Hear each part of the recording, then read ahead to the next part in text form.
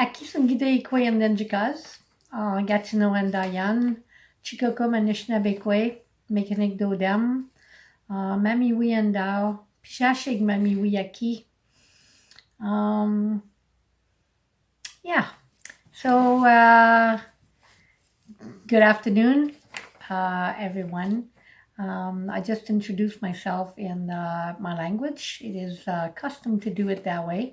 It helps us to connect with our ancestors and also acknowledge that I am speaking to you today from unceded and unsurrendered Algonquin territory. I really invite you to find out, which territory you are on. Meet the people, meet the people from the closest community, and I'm sure you will probably learn a few things or two. So my name is Grandmother Francine, and I was born into the Turtle Clan. I am Anishinaabe. I'm a mother of 5. I'm a grandmother of 14. I have 2 great-grandchildren, and I have 2 great-grandchildren on the way. So I would like to thank Mother Earth for all that she provides for us. Thank the water, as the water is life. It's important to acknowledge the wind and Grandfather Sun. It is also important to acknowledge the beating heart of Mother Earth, Sky Woman, Grandmother Moon, that's looking over us all night long. So, Chimigwich Aki, Chimigwich Nibi, Migwich Oshkode, Chimigwich Kizis, Migwich Kijig, Chimigwich Kichimanidu, Migwich Kukum Mishomas, Chimigwich Nodine,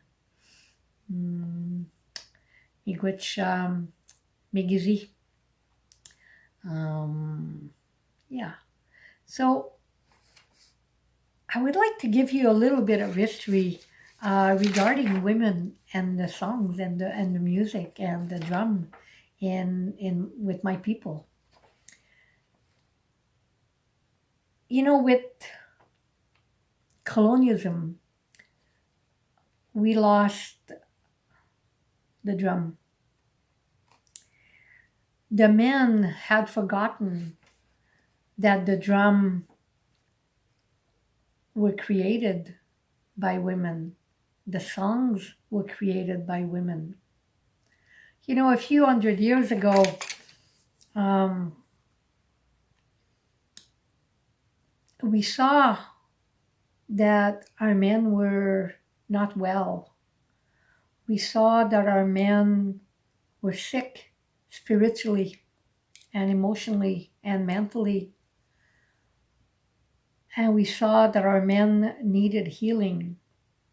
So, as women, we gathered together and we decided that we should lend the drum to the men for their healing. You know, music is healing, and our songs have histories.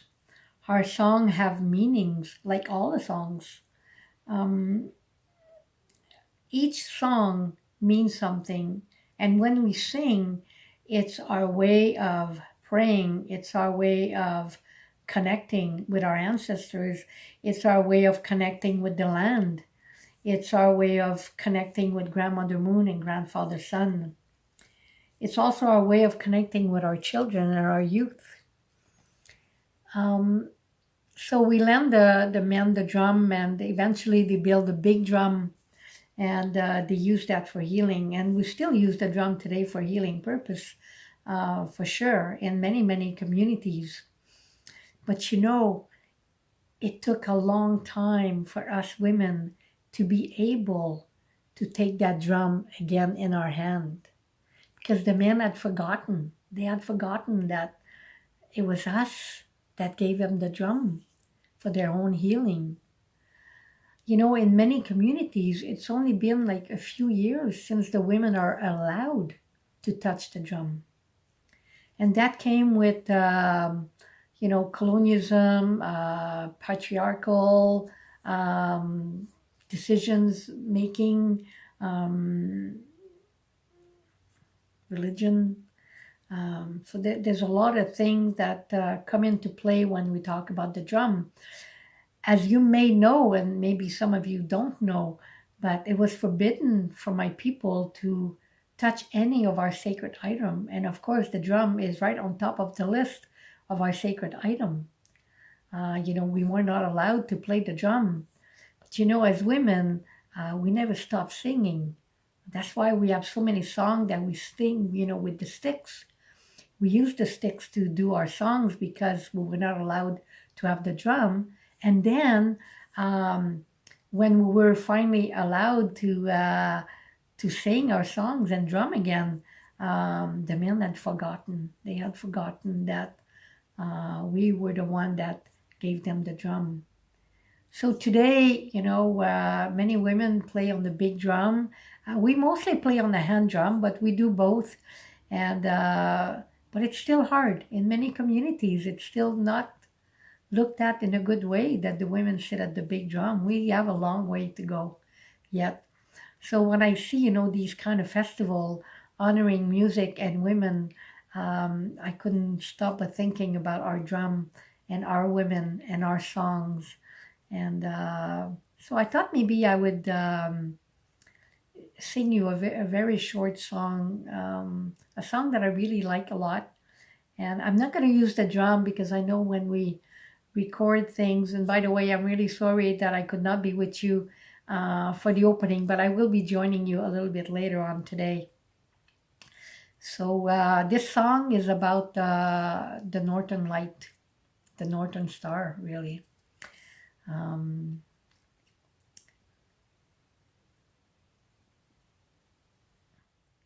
Wawate, wawate, Yahweh, Yah, Yahweh, Yahweh, Yahweh, Yah. Yahweh, Yah, Yahweh, Yah, Yahweh, Yah, Yahweh, Yahweh, Yahweh, Yah. Wawate, Wawate, Yahweh, Yah, Yahweh, Yahweh, Yahweh, Yah. So I'm just giving you a short version of this song. You know, we sing our song, we always repeat 4 times the same thing, because we honor all 4 directions and the spirits of all 4 directions. So that's why when you hear a song, you will hear, that we repeat it always 4 times, sometimes more for different reason, but always 4 times, just to make sure that we honor those 4 directions. So I would like to thank you, wish you a very good um, day, a very good evening, and I will be catching up with you a little bit later on. So thank you very much for for having listened to me. Thank you. Good evening, my name is Yasmina Proveyer. I'm co-founder of Axé WorldFest. Today we are really happy and excited to present you our first online conference, Empowering Women in the Music Industry. We believe that bringing more culture, music, and professional development in our city can motivate and inspire our community to grow. For today's, we will provide different activities that highlight the role of women in the Canadian music market. Thank you to the City of Ottawa Arts Funding Program, to the sponsorship of Factor, and many, many other partners that have helped us to make this possible. Enjoy the conference. Axé. Good evening. I'm Claudia Balladelli from Axé WorldFest. Our goal is to host conversations and actions along with our collaborators, guest speakers, and partners to shape the future of arts, music, and culture across Canada. Our hope is to inspire you and help you build a better future for women in the music industry. Enjoy our day 1. Axé means good vibrations in Yoruba, so for everyone, Axé.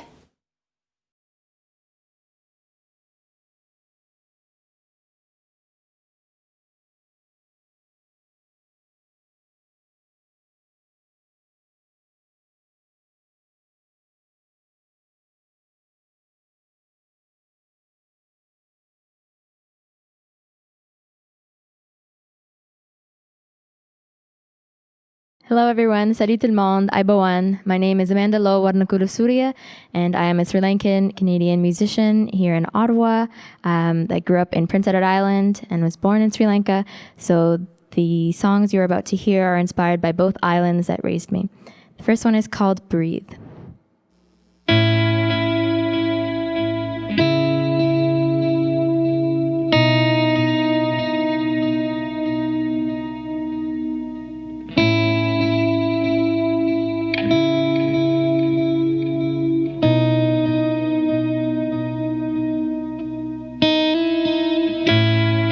Take a chance on your mind. You take a chance on this life. Everything changes overnight.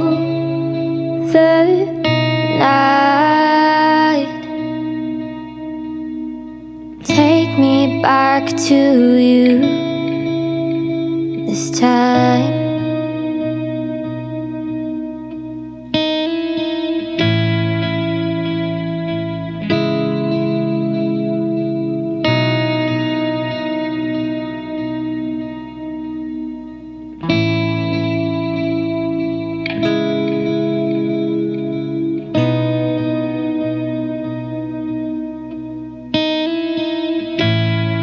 Take a chance on your words.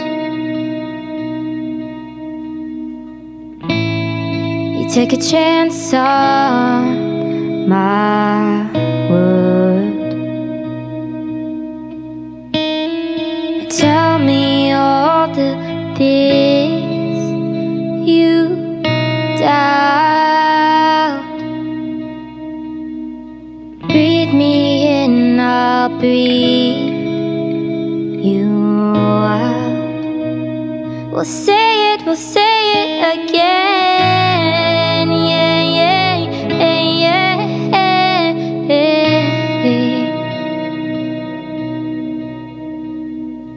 Oh,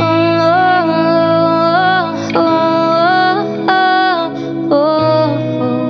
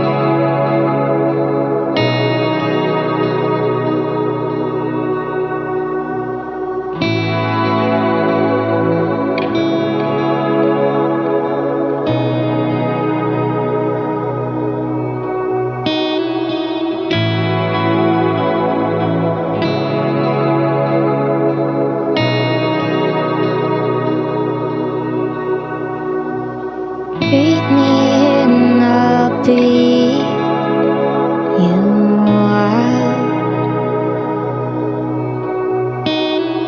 Breathe me in, I'll breathe you out. Breathe me in, I'll breathe you out. Breathe me in, I'll breathe you out.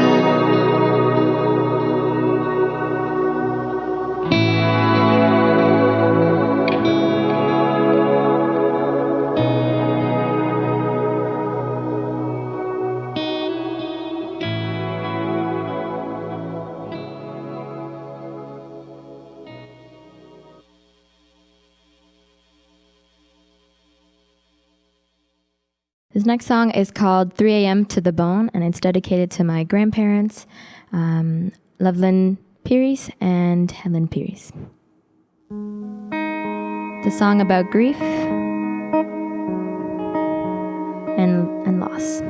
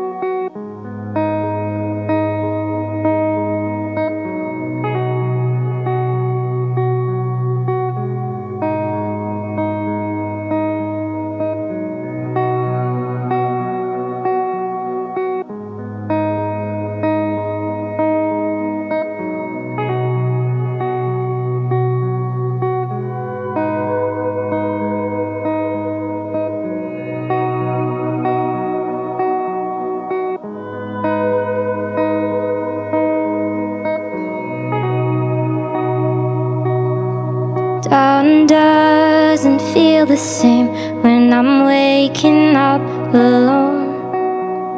No legs tangled up in sheets, no cold toes, warm chest. Loved you to the bone, oh I loved you to your bones. Loved you to the bone, oh loved you till your bones. Whoa, whoa, whoa, whoa, whoa, whoa. Night falls, I'm afraid again when I go to sleep alone. No prayers, no kiss goodnight, gotta hold myself. Loved you to the bone, oh I loved you to the bones. Loved you to the bone, oh I loved you to your bones. Oh, oh,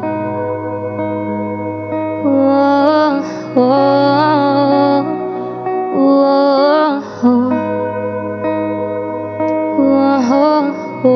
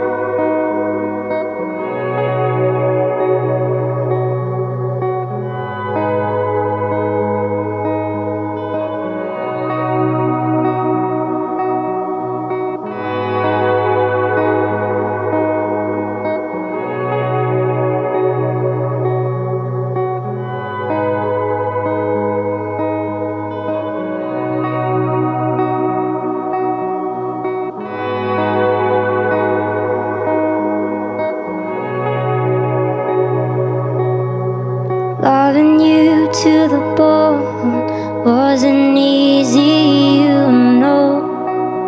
And I still miss you in ways didn't think I could. It's 3 a.m. and all I hear is you. It's 3 a.m. and all I smell is you. It's 3 a.m. and all I hear is you. It's 3 a.m. and all I hear is you. It's 3 a.m. and all I want is you. It's 3 a.m. and all I need is you. It's 3 a.m. and all I hear is you. It's 3 a.m. and all I want is you. Loved you to the bone, oh I loved you to your bones. Loved you to the bone, oh I loved you to your bones. Oh, oh, oh,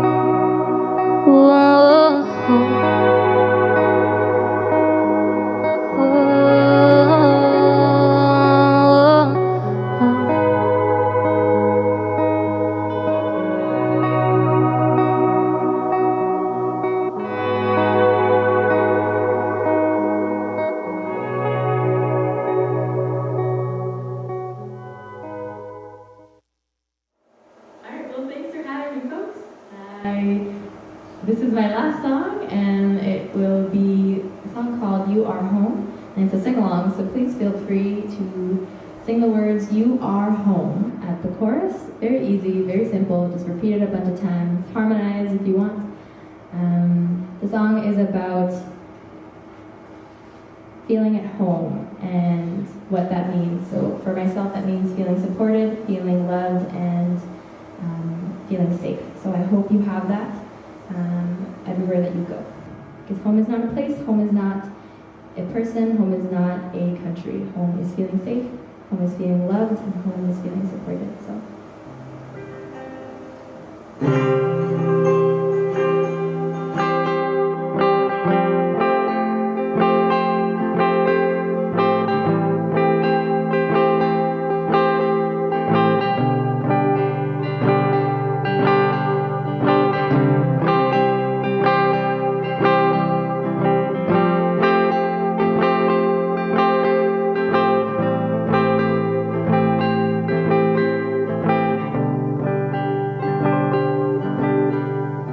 All I ever learned from love was how to give and give until you have nothing left for yourself. I cried it out, hollow-hearted. I let them use, abuse, and tear me apart at all the seams I had left. But there you go, making me feel safe and warm in between my toes. You know how cold it gets here alone. And there you go, making me feel loved and laughing at my jokes. So thanks for making sure I get home. And you are home. You are home. You are home. You are home. You are home. You are home. You are home. You are home. All I ever learned from love was how to trust and trust your gut. It will never let you down. I cried it out, wholehearted. I sold myself back together again. You helped me heal, you helped me win. And there you go, making me feel safe and warm in between my toes. You know how cold it gets here alone. And there you go, making me feel loved and laughing at my jokes. So thanks for making sure I get home.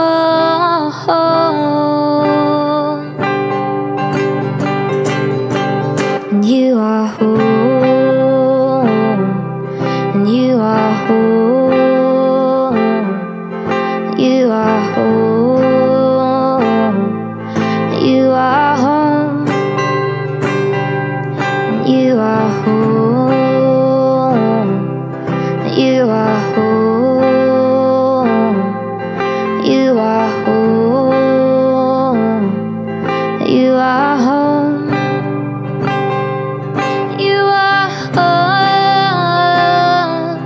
You are home. You are home.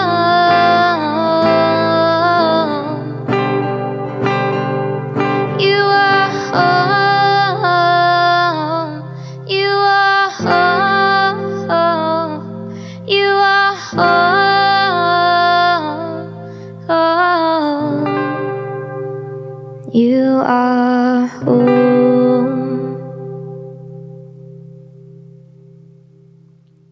Merci.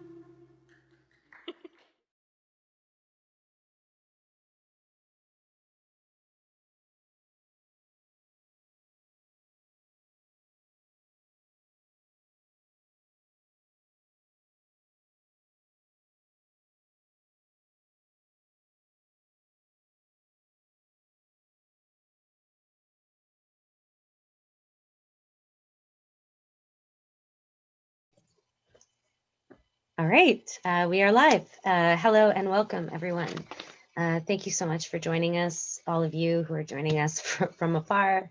This is the first time Kayla and I have ever presented like this, so I really appreciate your patience and kindness with us as we navigate the world of presenting our lived experiences and education into a camera. We're so grateful for this opportunity and for this platform, which so many others don't. So with that, I want to share with you our presentation and we can get going today. Okay, excellent. So again, welcome. We're here to talk about safety, reclaiming our voices, a little bit about gender-based violence, and a little bit about some tools that we can use to recognize, prevent, and support survivors. All right. So this is a picture of Kayla and I hugging. And I think today we're here presenting as friends, but we did meet as total strangers, fond of each other and our work and wanting to create a really powerful anti-sexual violence policy and good training and good audits so that it can constantly change and evolve based on organization and the community's needs. So we'll start with introductions and I'll throw it to you, Kayla. Hi, my name is Kayla McGee, and I've probably put on about 600 concerts or so in my career over the last 20 years before transitioning to work at the Government of Canada this past summer. Where I met Vic was in Toronto at the Music Gallery, where I worked as the ED and had an opportunity to build and implement anti-harassment and gender-based violence policy for the Music Gallery and provide some training through a partnership with Dandelion to the broader community, the staff, the leadership, the board. Yeah, that's me in a nutshell. Thanks, Kayla. Kayla is also excellent at crocheting. Macrame. Macrame. And crochet. Yeah. And crochet. Thanks, Kayla. My name is Viktoria Belle. I use she, her pronouns. And I want to acknowledge that I, right now, am in Wasaga Beach and on the traditional land of the Anishinaabe, the Ojibwe, and the Potawatomi nations. And I just want to also pause to acknowledge the history of colonial and sexual violence on this land. And I'll talk a little bit about the DI, but how fundamental and appropriate and important it is to make sure that we're decolonizing our approaches to building these types of policies and practices, who's sitting at the table to make the decisions and finalize them. So thanks for listening to that. I'm also a queer Romani immigrant. I came to Canada in 1997, but I have a super Canadian accent because I've been here for a real long time. And I am, I guess, the ED of the Dandelion Initiative, but mainly my role there is education and policy development. As a small grassroots organization, we only have 3 or 4 staff. So our roles are kind of, everything all at once. I just want to thank Kayla and thank the organizers and thank everyone today for inviting me here to kind of share some perspectives. And I want to acknowledge that these are just perspectives and offerings and shares. Some of them are evidence-based, rooted in research and statistics, but most of them are community-based and are from Kayla and I's lived experiences in different ways and similar ways. So I hope that you can take what you need from this and leave what you don't need, and listen with an open heart as we gracefully fumble through this and hopefully leave you with some really vital tools to be able to start discussions about safety, gender-based violence, feminism, intersectional feminism, and equity. All right. Did I miss anything, Kayla? Hi, good. It's beautiful. All right.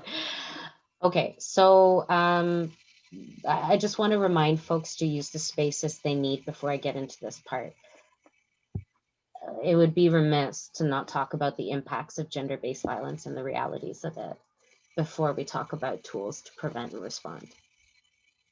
I think Kayla and I have both experienced, I'm sure many of you listening or attending have experienced, people asking, is it really that bad? Does it really happen that often? How many are false reports? And on and on.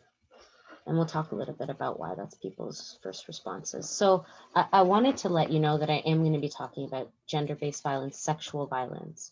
I will be using words like rape, and I will be using words like women, cis women, trans women, non-binary folks, feminized people. And when I say feminized people, that comes from our community of survivors who identify as non-binary, genderqueer, trans men, trans folks with feminized experiences, and their feminized experience rooted in their survivorhood. So that's a little overview. And I want to take a pause to give you time to move your body a bit, get in a place that feels comfortable for you. Maybe grab some water. Maybe just look around the room and orient yourself to where you're at and how much you want to take in today and how much you want to just leave again. Sometimes, even though we've experienced violence, having to sit here and listen to it over and over, even if it's reality, can be really hard. And for some of us who are survivors, like Kayla and myself, it can also be triggering. So what's the difference between feeling uncomfortable and feeling triggered?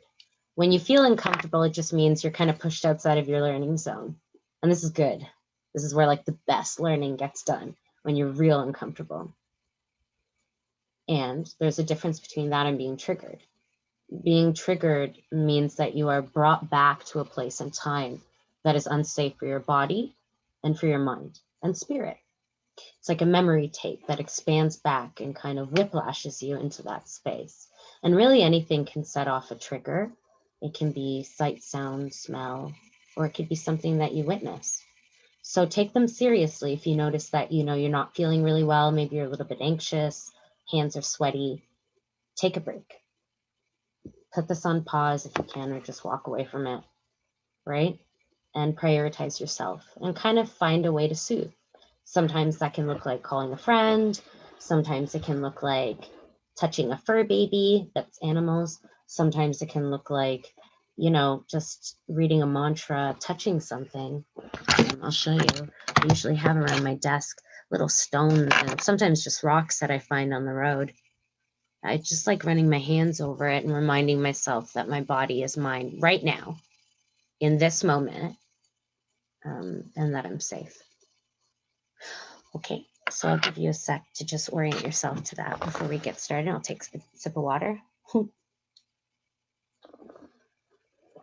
Awkward to be recorded while you're like drinking water, but that's okay.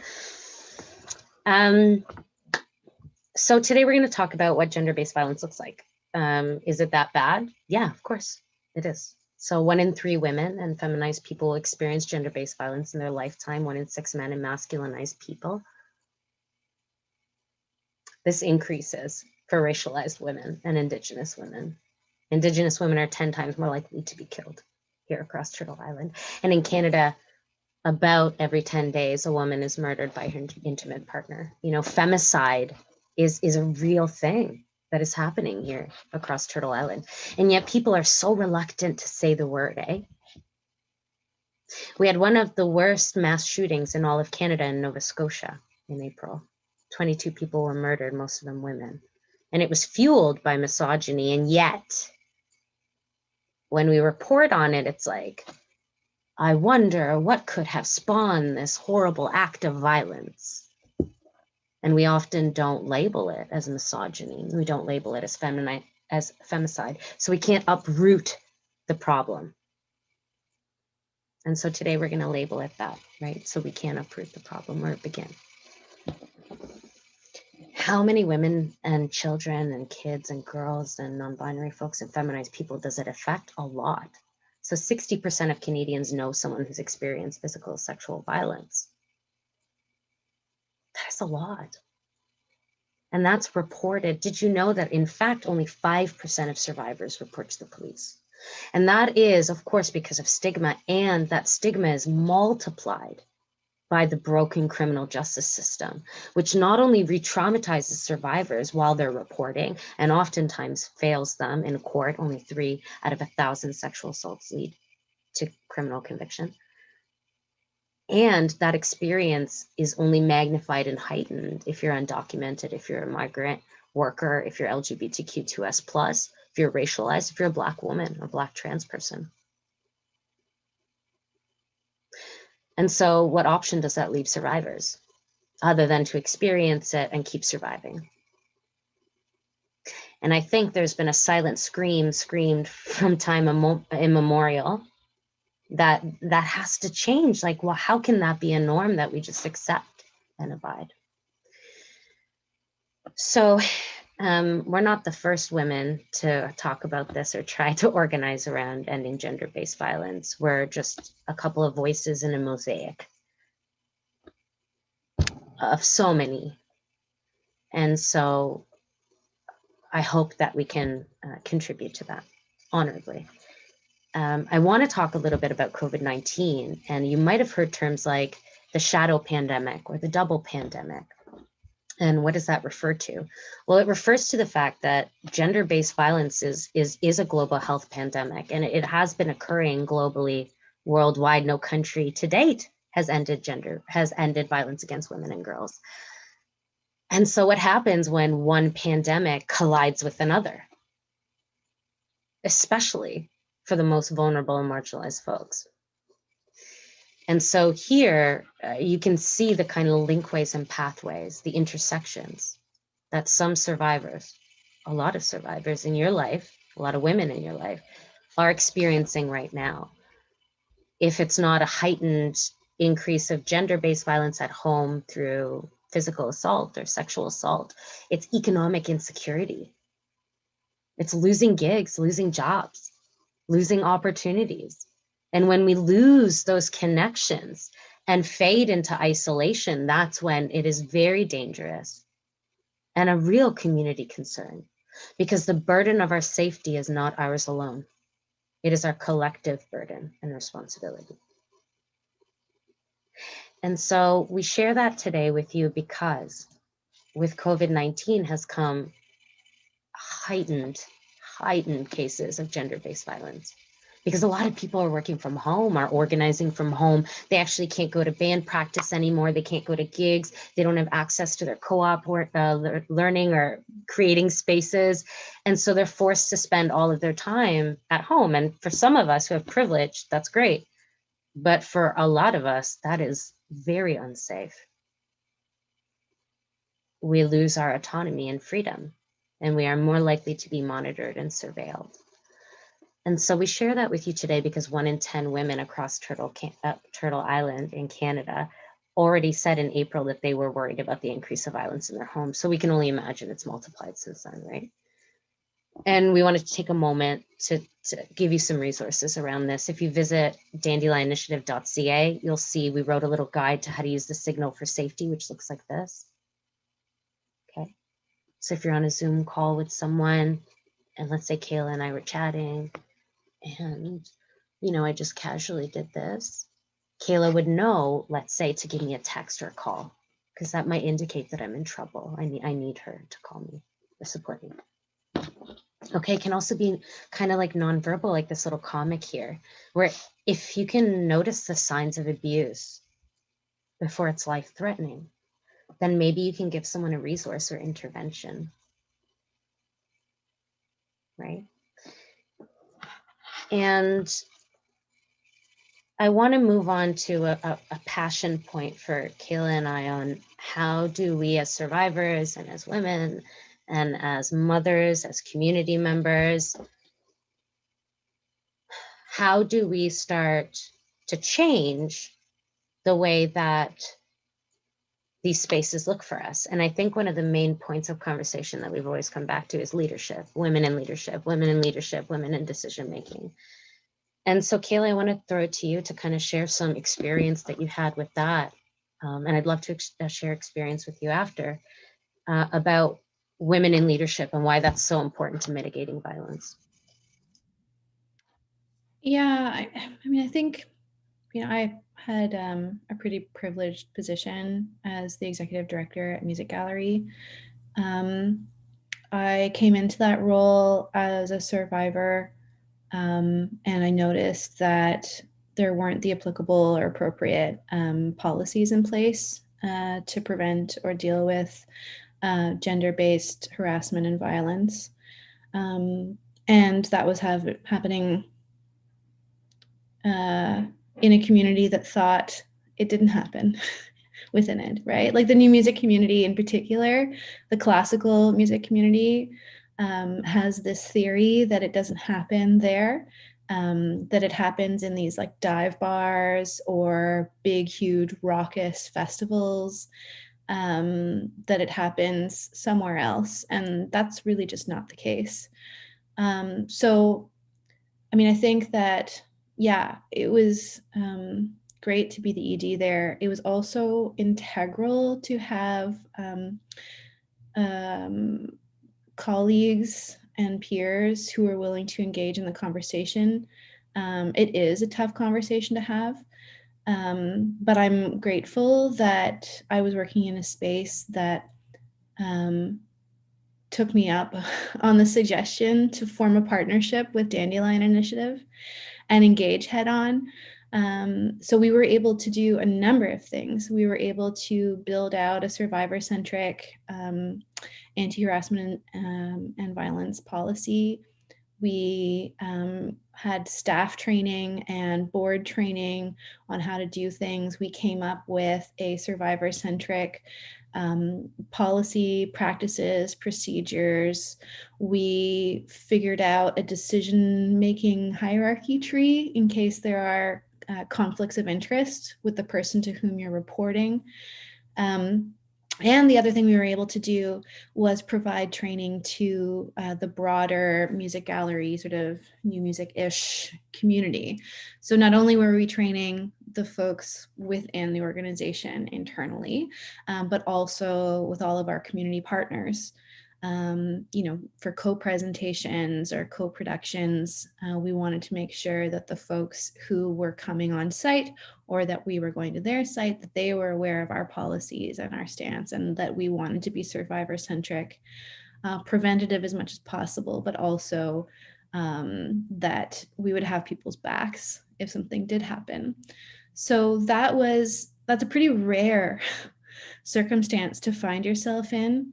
I acknowledge, and I'm grateful that the community was like that, The other thing that I was able to do, again, from this position of privilege is I was part of Across the Board, which is a working group trying to encourage music trade associations to have gender parity on their board of directors. So, and I always thought that having more women in leadership roles, in governance, in the oversight, in the policy making is integral to trying to dismantle the misogyny that is so rampant in the music industry. It afforded me an opportunity to be the across the board member of the music community roundtables that were happening, mostly led by the Canadian Federation of Musicians, started by Michael Murray, who's an amazing person at TMA 149. He has access to lots of resources, and definitely get in touch with him if you want to do some more of this work. And we did training through that group, and we worked on the industry code of conduct, and we rallied for just better practices, putting the concept that we can work on this and that it's not okay that it's happening. We were able to group some resources together. The other thing I would say, I've talked about, I recognize I am a white woman. I am cisgendered. I use she, her pronouns for sure, have my whole life. I have this level of privilege that's allowed me to gain access to these conversations and hold these positions and these roles that I have over my career. But even if you are an artist, signed or unsigned, you're a crew member, you are a contract worker, contract graphic designer, what have you. Even if you're not in those leadership roles, I would say that the most important thing to do is look for allies, because there are people in the music industry, not necessarily women or feminized people either. Like Michael Murray is a perfect example. David Dax at Music Gallery, perfect example of allies who have power, who want to listen and want to rally some resources. So, and uplift the women who are in those leadership roles who are trying to do this good work. We have to be able to do this together. And this is a learning process that we're all going through too. So there's sort of three key things that I've been keeping in mind throughout this pandemic. There's three words: empathy, compassion, and forgiveness. Empathy for yourself and compassion for yourself. This is hard work, especially if you're dealing with gender-based violence and harassment. You have to be patient. People have things going on in the background that you don't even know about. So right? true. Yeah. And people, when they're under the sort of circumstances, especially the ones that you were talking about, Vic, around domestic violence or unsafe space at home, or other kinds of trauma that this pandemics, it's a lightning rod for all these issues, and you have to be able to forgive people, right? Absolutely. People are going to say things they don't mean. They are going to miss deadlines.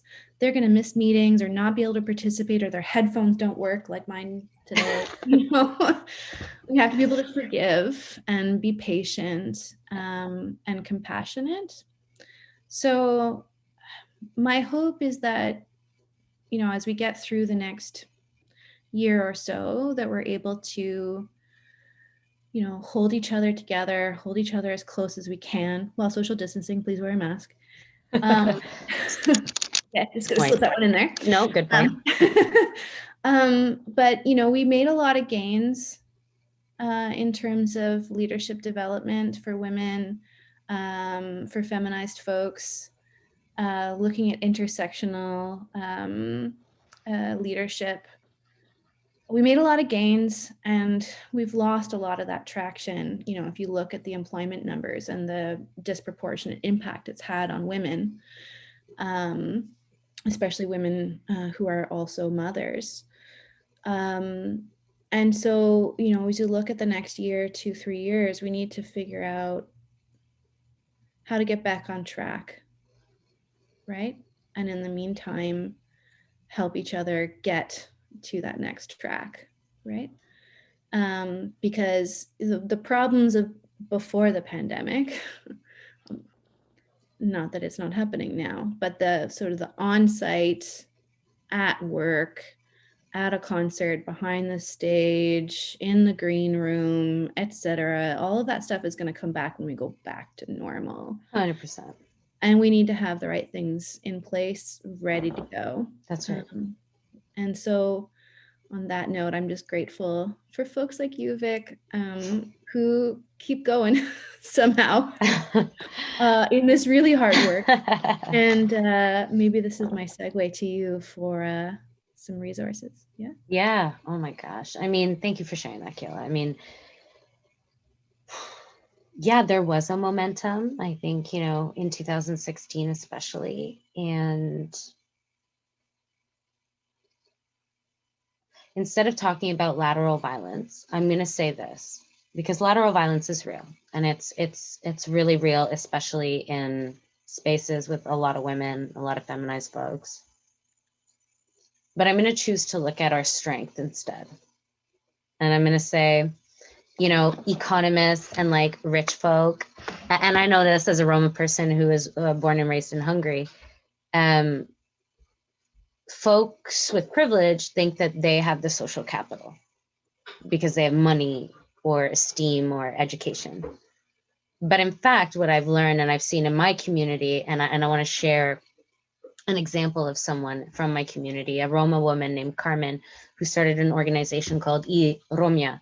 And what it does is this organization does pretty much like door-to-door education, training sex workers, other women, young girls, men, how to talk about consent and liberation for Roma communities. More than 80% of Roma people don't have access to education in most Eastern European countries, and especially in Romania. This is a woman who just did this on her own with the mass amounts of social capital she had in belonging to a marginalized community that was undervalued and kind of underestimated. And I think that what I've learned in women in leadership is that I've seen the most resilient women with the least amount of resources create the most staggering impact in their community and beyond. Like the ripple effect that it has is like tremendous. And, you know, even thinking of myself sitting here with you and with like people watching and listening, like I used to sleep in a coffee time. Like, did I ever think that this would be the privilege that I lived in? Like, no. And it was possible again because of that unity and sisterhood, siblinghood. So I'm going to talk about that as our strength, is don't underestimate our social capital if we are able to be kind to each other and not competitors with one another. So I think that's a really big lesson and tool I think both of us, you know, kind of live by. And it really brings home to what you were saying of empathetic listening and learning. Because we don't know shit. We're always learning more and new and more and better and new. Okay, so let's screen share back with these folks and talk a little bit. We already did talk about this, so we're gonna save some more conversation for the artist writer coming up. But Kayla and I did write a policy together, and it's awesome. I have to say, now having co-created over 20 policies for organizations, having written alone probably about 40, it's the one that I come back to all the time. I love it. It has Kayla's stamp on it, your voice, totally.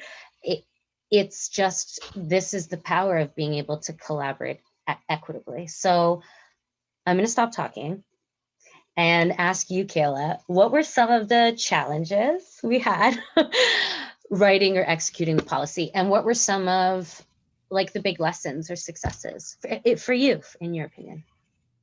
Well, the policy writing itself, you know, again, I was lucky to be working in a space that was open to having these tough conversations.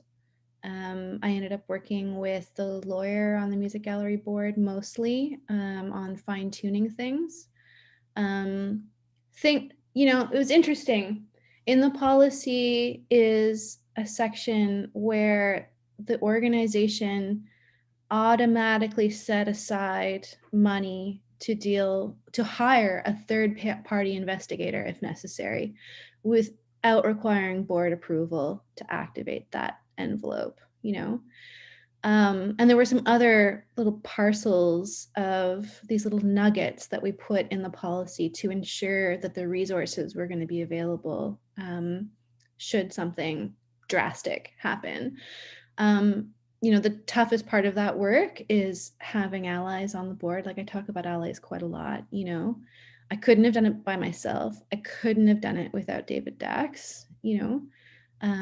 I couldn't have done it without the board members there, and most importantly, without the sort of bedrock that you provided, Vic, in the policy to start with. So that is a document that I'm super proud of. The other part of our partnership was doing the broader community training, both for staff and community members. And I would say, you know, I kind of go into this like ED logistics mode when I think about what are my challenges and stuff with that. And I'll say the number one challenge I had was around scheduling, I'll be honest, scheduling people in. So there were a couple things we had to do. We had to offer the exact same sessions both during the day and at night. Mhm. So we had to be able to offer it to folks who would only do it during their 9-to-5 job. That's right. And we also had to offer it to folks whose music career is still a part-time work. So we had to offer it on the weekends and the evenings. That's right. A lesson learned on that is that, we provided childcare on site That's right. for the evenings and weekends. So, you had some lovely folks who mostly took care of my kid, but also some That's right. while we engaged in this training when there was no childcare available otherwise.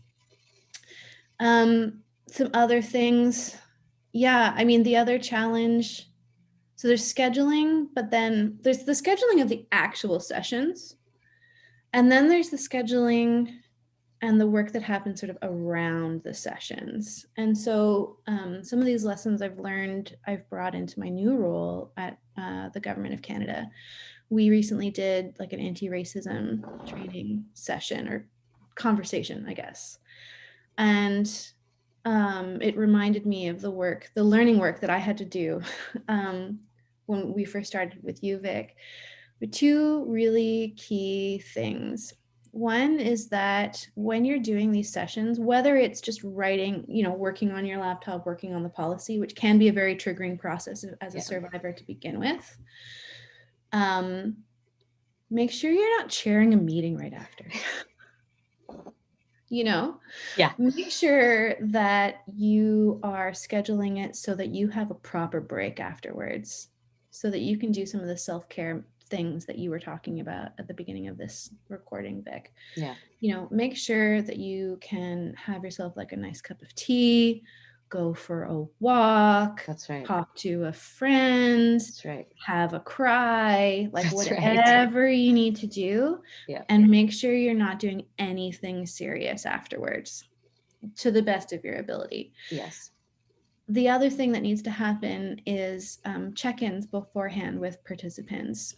This is even more necessary, I think, in the work from home environment when you don't know what's happening in the background. That's right. So one of the things I suggested in my new role was, it can be something else, but there's the kindergarten, like color coding. Yes. It's so simple and beautiful though. It is. So if you're going to have like a really hard conversation, you do your introductions. Hi, I'm Kayla McGee. I use she, her pronouns, and I'm green.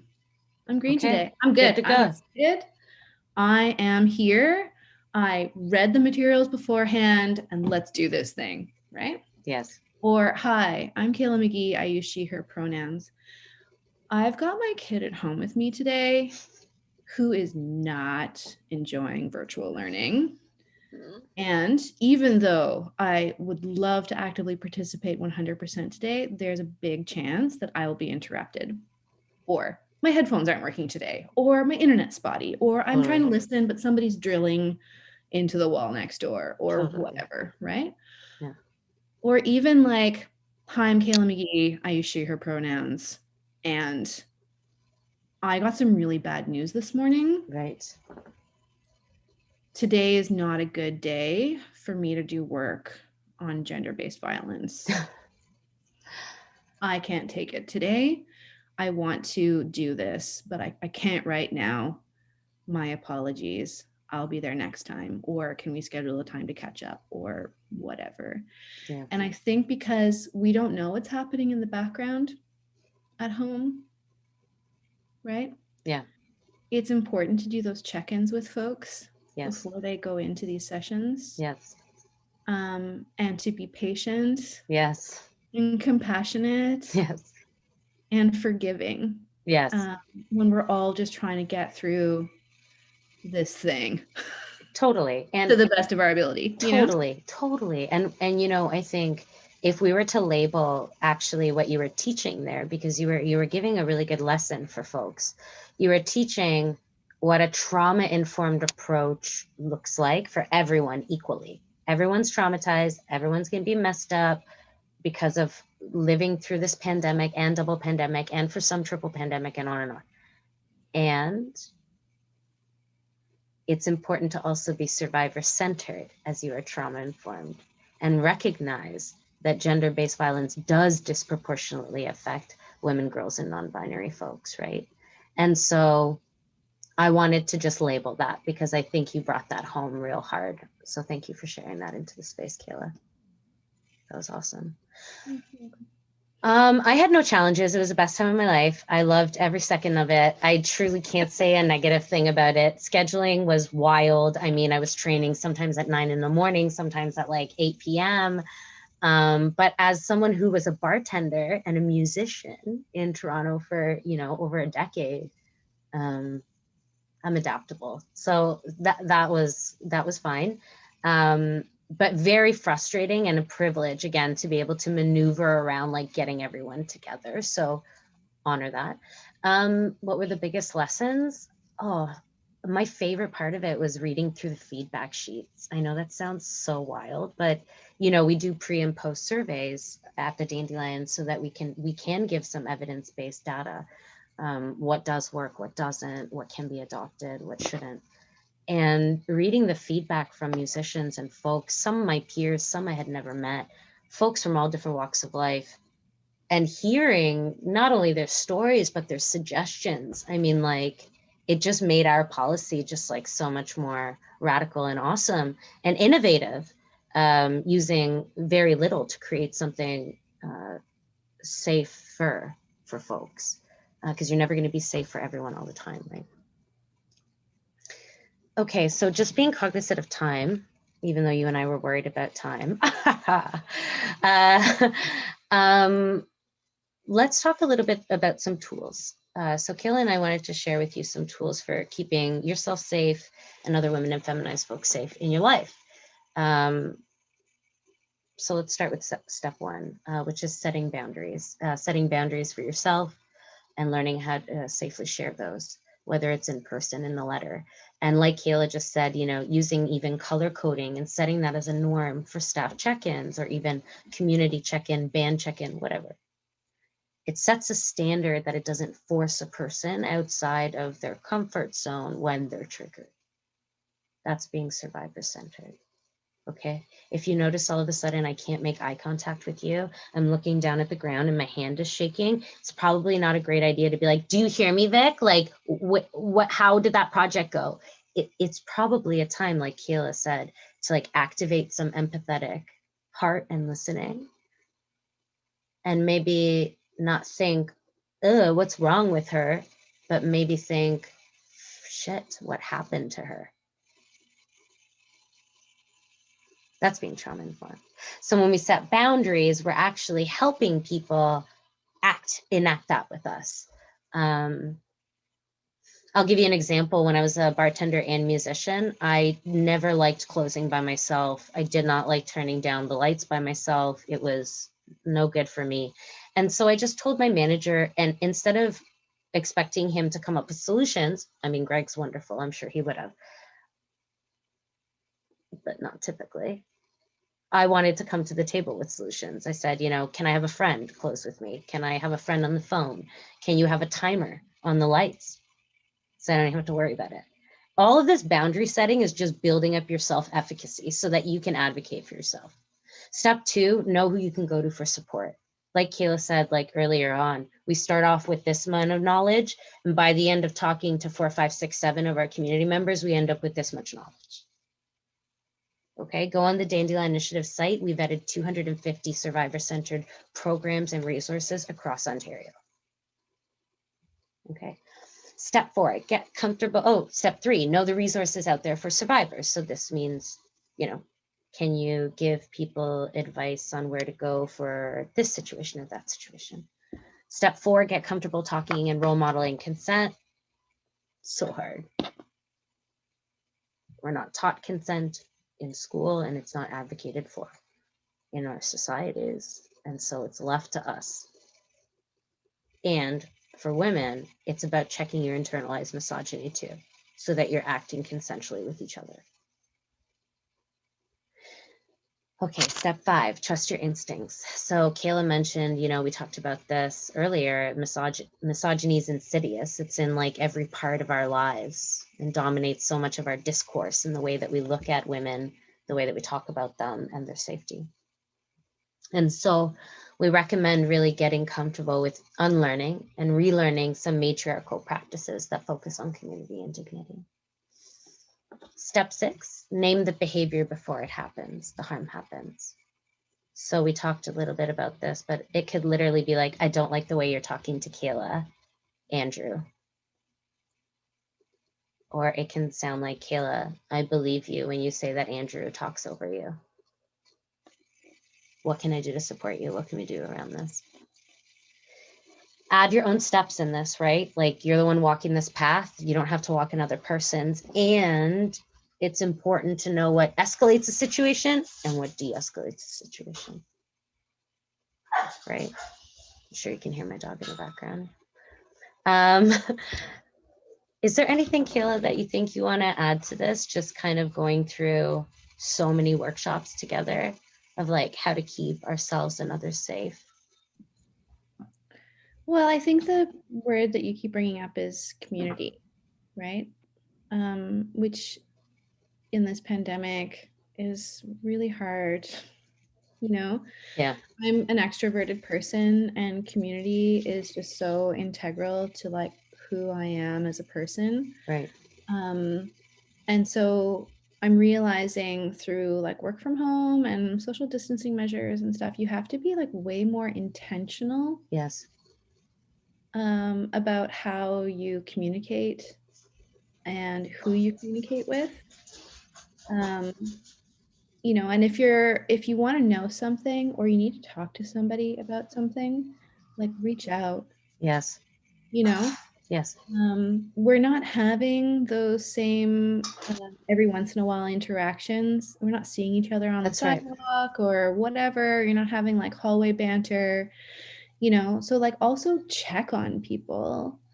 And through those intentional communications, you can learn more, like you say. You can build up some resources. That's right. You can brainstorm about ways to fill in these these riders and That's stuff. right. You can do some good work, but you can also just like help each other not feel alone, right? Totally. Yeah. Which is the most important thing right now is in this time of significant isolation. I mean, people keep saying it, but like reach out to folks, check on people, and learn from each other. Yeah, that's all I'd add. Absolutely. I mean, everybody, when we talk about trauma-informed care and I serve survivors frontline, so firsthand. And often what I work with on survivors, sometimes for up to a year, is establishing safety. That's just one part of the road to recovery or the road to trauma recovery. And establishing safety is the one that takes the longest because it's ever fluxing. It's ever dependent on our circumstance. Right? And so I think you are so right in saying, my God, belong to each other. Think of ourselves as ants. We are bound to each other and we cannot survive without each other. And also like when you're doing that outreach, or just having conversations, especially these difficult conversations, like I was going to reiterate it again, like be patient. If you reach out and people don't respond right away, like there may be things, so just be patient. Totally. Be compassionate. They may not be in a spot where they can talk about your struggles, right? Or maybe you're not in a spot where you can hear other people's struggles, and that's okay. Truth. And people are going to make mistakes. Language is evolving. We're doing learning even as we build. We're sort of building the ship as we go in terms of like the in particular, working on anti-harassment and gender-based violence in particular. So if people make mistakes, like they're just mistakes, and you can forgive. Yeah, totally. Absolutely. No need for like scorched earth tactics when Absolutely. people are trying to do the right thing and just learning as they go, right? So yeah. And I think as community members, we hold each other to different standards than we would, authorities or celebrities or people with an innumerable amount of access to money, resource, and unfortunately capital that creates harm. So I agree with that. And on that note, let's talk about a tool that we can give people. And you can email the DI, and we'd be happy to kind of walk you through this. But we do a workshop on something that we developed called the Artist Rider's Safety Rider. And as a musician, I would often get asked what my rider is, but never asked what like my safety requirements were. And as one of the only women in an all male band, using green rooms that were often beside the men's washrooms in dark basements with locks on the door, there were times when I was much younger where I wish I had known that I could have said no, or that I didn't want to use that kind of space. It didn't feel good or right for me. And maybe I couldn't label it, but I just didn't like it. And that's good enough. So we're trying to teach folks, specifically women feminized folks, how to write these safety riders and how to send them to your managers, your crew, events before you agree to book. So you can say, this is my safety rider, this is my manifesto. Can you adhere to these norms? Why or why not? And it really will give you an opportunity, I mean, again, not to be the safest, but to be safer and to have a little bit more autonomy when you walk into the space, or at least know the landscape of the space that you are walking into. And that's really powerful. Yeah, I think I'll leave it at that. What do you think, Kayla? Anything else we should say about this? Yeah, well, I think just having my presenter hat on for a second, a lot of spaces we're starting to be really clear about physical access or any like physical entry barriers that may be on site at venues. And that's really helpful and necessary when, we're still trying to figure out how to get our collective infrastructure like AODA compliant. Okay. That's right. Yeah. But at the same time, it's really important for presenters and venue operators to be really clear about what their space is like, what options there are. So if your green room is in a dark corner of your basement beside the men's washroom or something like this, like give people a heads up, put extra security there. Absolutely. Whatever, buy extra bright light bulbs. Totally. Whatever. I mean, some of this is pretty basic, you would think.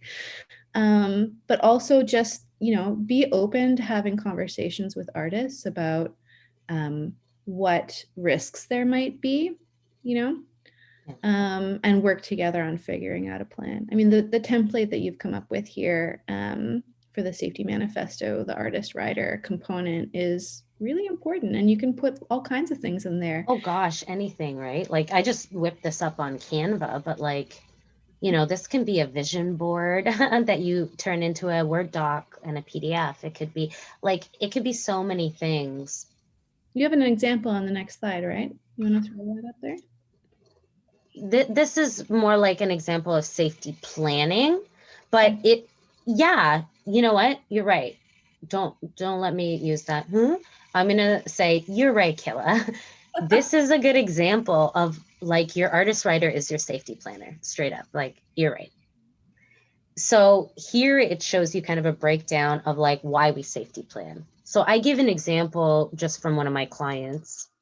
This was a challenge my client had. She was scared to go to her gym because the guy that she had a really shitty Tinder date with wouldn't stop stalking her. So, the first question is, do you think he's a threat to you? No. Okay, well, we need to safety plan because stalking is serious, right? More than once, it's serious. So what are some things we can do to make that safer for you? Go to a different gym, block your VPN, use a fake name. Who can you ask to help you? All of these people. And then notes and thoughts, like when am I triggered? Like what is happening? What can I do to help ground myself in those moments of fear? Valid fear. And then what are some tools and resources here on the side? And I mean, this is a great way, you're right, Kayla, of looking at this and kind of translating that into your artist writer. When you walk into a venue that is dark, filled with 100 people, and you have to walk through the crowd, what are you feeling and thinking? Do you like that? You might, and that's great. Or it might terrify you and make you feel unsafe. And does that have to be a component of performance? Like, why? No, but you could have an open conversation with the booker, That's right? right. That's right. Okay, so there's this guy, right? He knows I'm in this band. He's seen the marketing. He might show up. What I need is, house lights up as much as possible. What I need is da da da da da, right? And so this like personal safety plan for just like going to the gym or whatever, you can translate that into, an artist writer component. Totally. Yeah. And the reason why we developed the artist writer is because, I've experienced, and I'm white passing, having gone up to people asking for help and then being like, yeah, right. Or he's such a nice guy, he would never do that. So we created the safety rider so that your manager, organizations, your employer, the network, the conference, the festival that you're presenting at does that work for you. They should be doing that work for you. You set the standard and they meet it, right?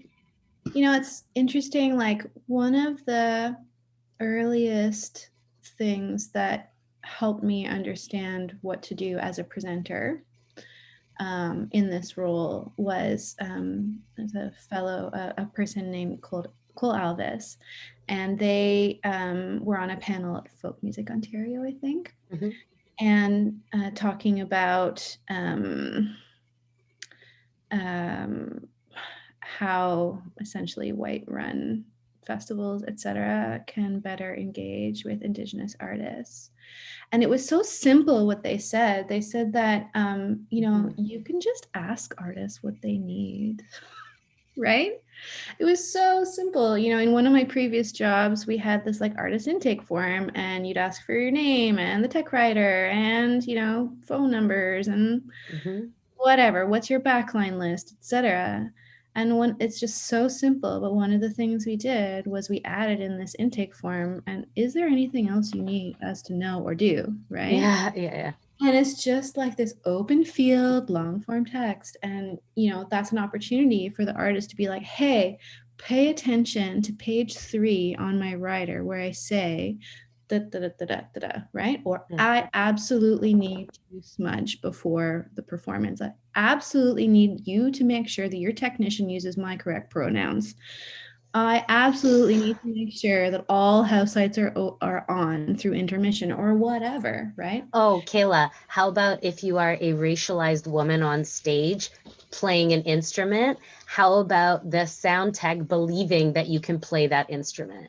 Because I cannot tell you how many times I have seen the most talented women and folks beyond get doubted that they can play their instruments or check their own, DJ sets or whatever, right? You bring up like a really important part, and I know we're bumping up against our time limit here, but a lot of the anti-harassment, anti-violence training that folks are doing, they're doing at the management and leadership level. Yeah. One thing that I really need to drive home for folks is that, technicians in particular, some of them are fabulous. Some of them are just like warm and lovely people.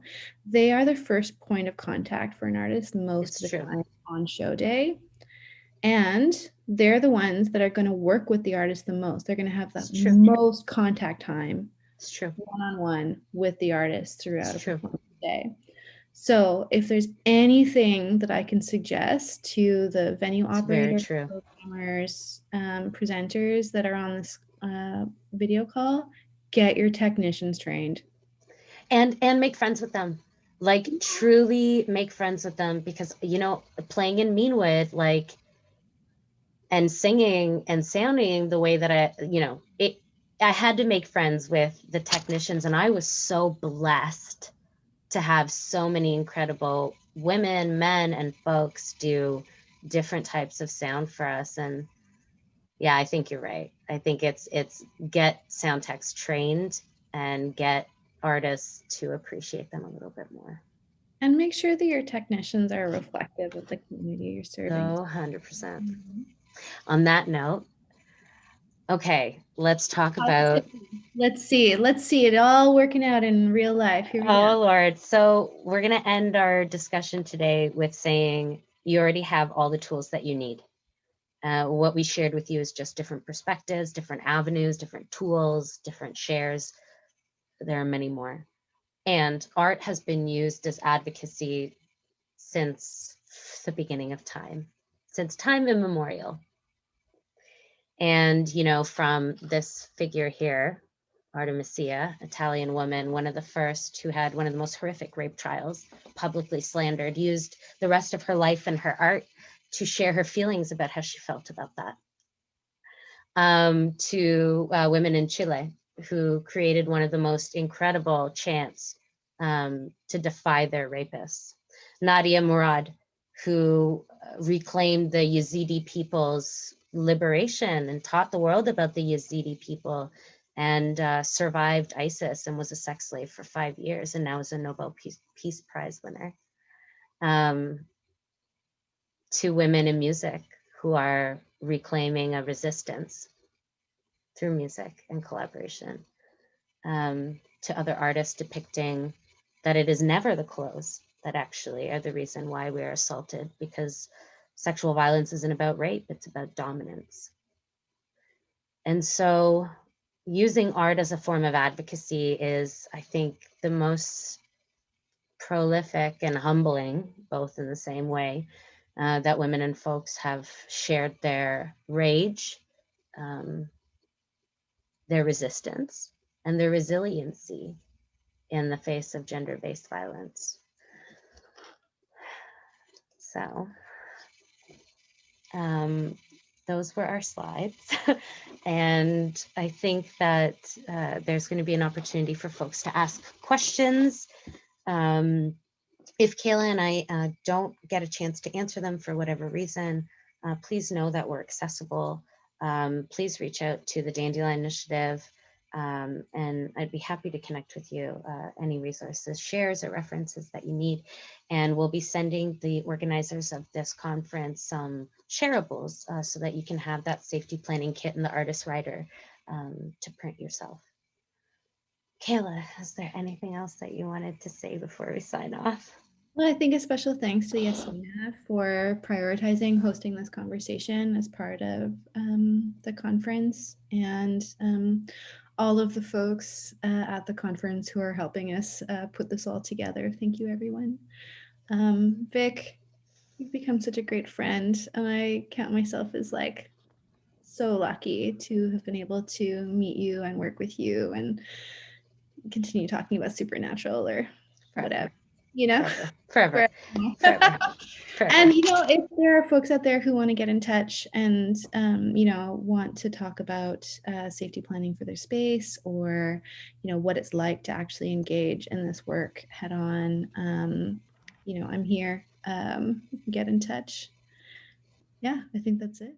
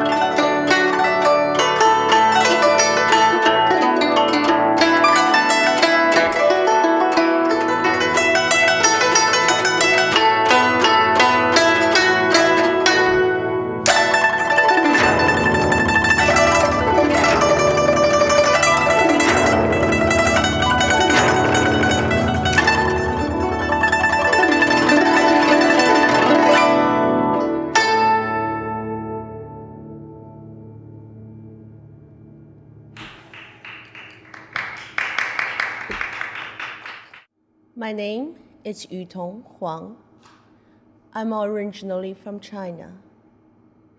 This instrument I just presented to you is called guzheng. The song I played named The Fight with Typhoon. The guzheng is a Chinese traditional instrument with 2,500 years of history. It has been one of the most popular instruments since ancient times. When I was 5, I was amazed by the sound of guzheng.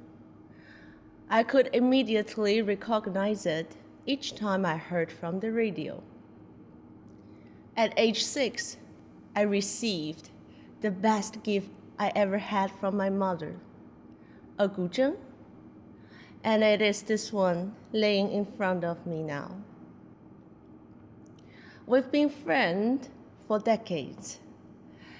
We traveled different countries, performed on different bridges. And today, he's here with me and present you the song, The Fight with Typhoon. I know there is no typhoon to fight with today, but unfortunately, we have COVID. But remember, the rainbow always appears after the storms. When spring comes, together, we can go to our favorite park and pick up our favorite flowers. The next song I would like to present it to you is called Jasmine Fragrance.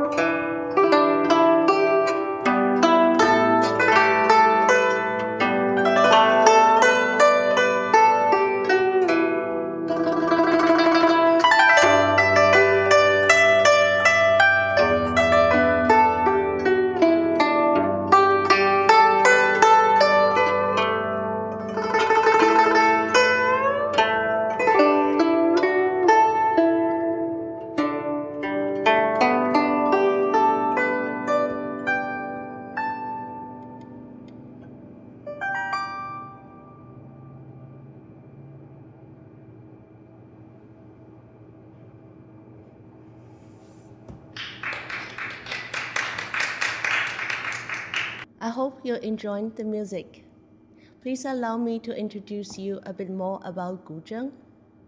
The guzheng has 21 strings and 21 bridges. As you can see, each bridge holds one string. The guzheng player attaches finger picks on each finger except piece. We play the right side strings of the bridges to produce sounds.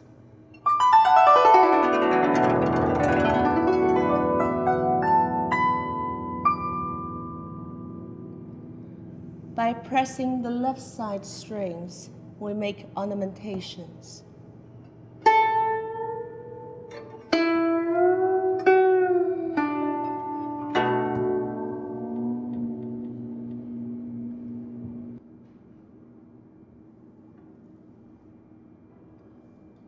For many of you, it might be the first time you see this instrument, but I guess it's not the first time you hear it. Guzheng has been used frequently in meditation musics. At the end, I would like to present you a traditional Chinese meditation music, 渔舟唱晚.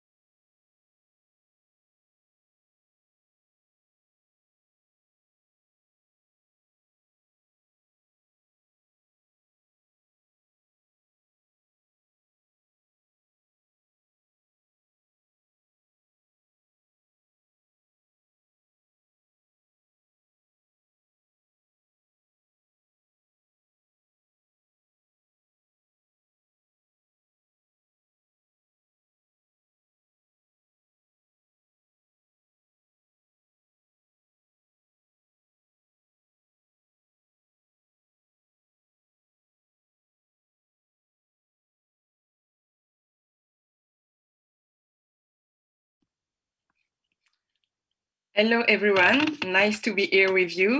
I'm Mathilde Unchignon, and it's a pleasure to have the opportunity to facilitate this panel today. We will try to address and to imagine the future of post-pandemic music industry, and of course, to address the question of diversity in music programming. For those of you that are listening through Facebook or YouTube, don't hesitate to send us some questions. We will have Q&A sessions at the end of the panel. For now, I would like to introduce first our panelists. We have the pleasure to welcome Mercedes Cachar from TD Sunfest Festival in London.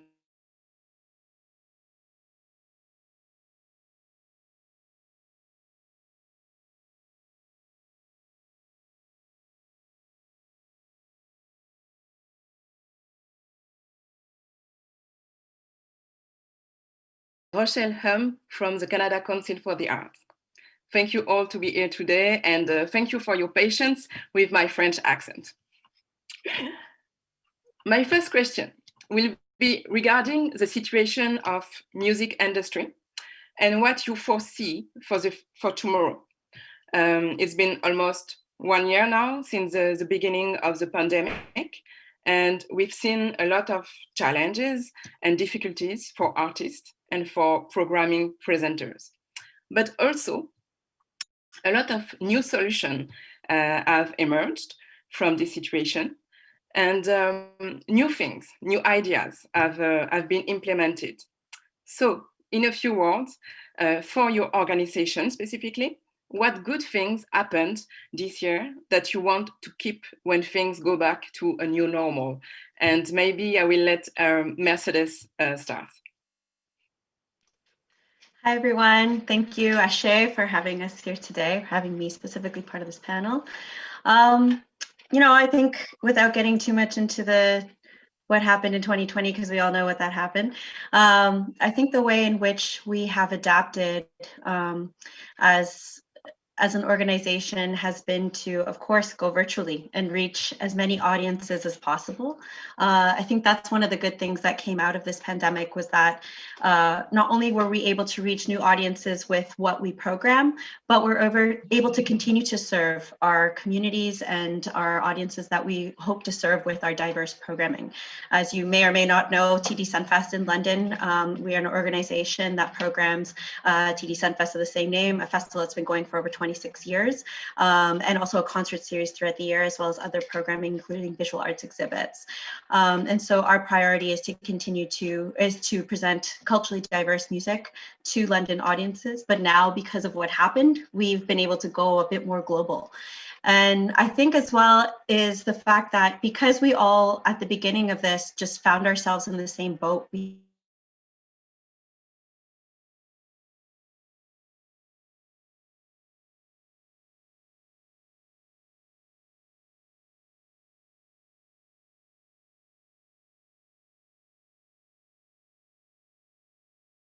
that's something that's really positive that came out. A lot of partnerships came out of this, and that's what I really hope to see moving forward, that we'll continue to have that mentality of open knowledge and sharing, and of course, prioritizing the artists and seeing how we can support those artists moving forward. So I think that's, not to be too long, that's a few of the things that I see in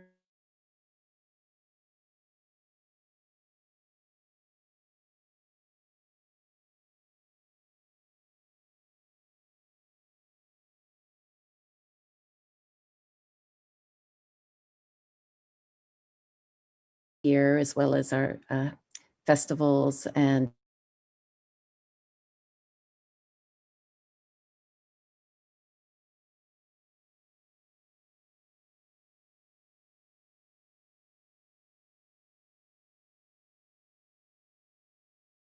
period is on the side of operating as a venue. We've been able to connect with other venues in the city and across the country in ways that we haven't in the past.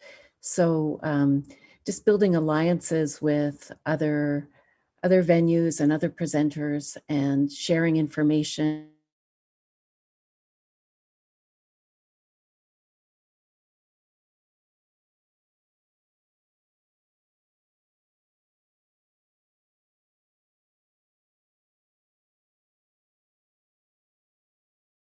different relationships with our colleagues. And it's been, although we've really struggled, I would say, to kind of move to the virtual realm, we have really been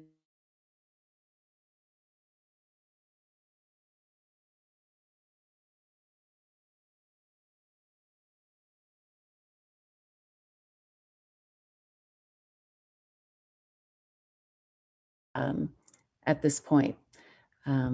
Yeah, so those are some good things. That's great. Thank you, Tracy. Deborah, do you want to answer the same question? Well, at Mondialement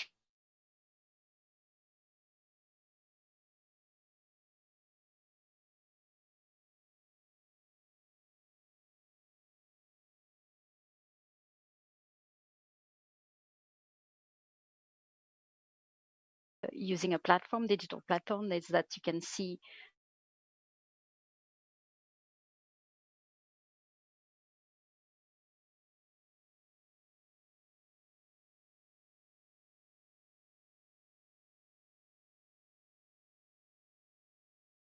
people that usually wouldn't have the capacity to come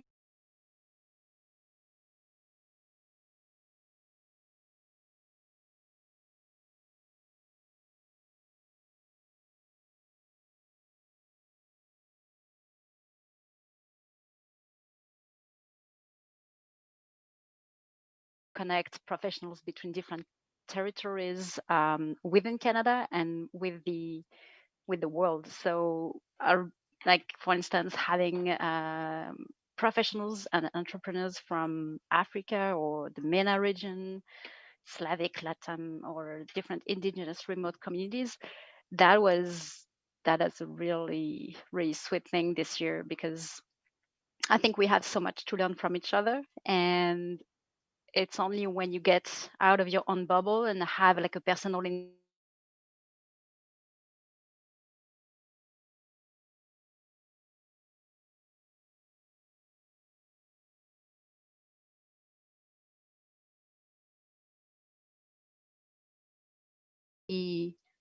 maintain in the future is like those bridges and dialogues to keep them open. Thank you, Deborah. Now, Heather, I'd like to let you speak for the NIC. Oh, sure. I think that if we go back, the question being what sort of evolved or happened for us that was positive, I think the biggest thing was that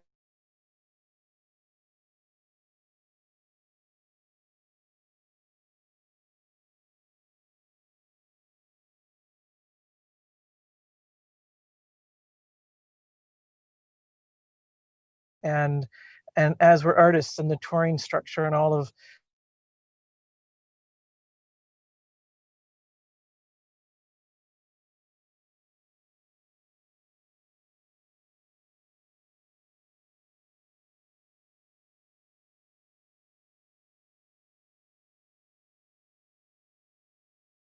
and artists got to try this new platform, this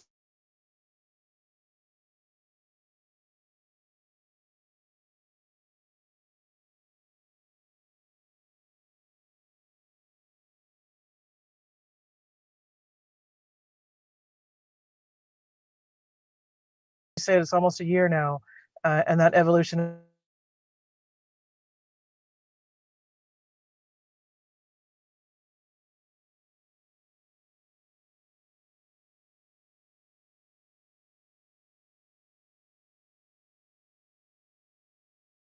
and whether it's as this goes on or maybe we go, we'll suddenly all be magically vaccinated. And I'm very interested to see whether we're going to spring back to where things were, or if there's going to be some sort of that this is now something that artists have in their toolbox, if you will. If it's something that now has become a normal dissemination or discovery.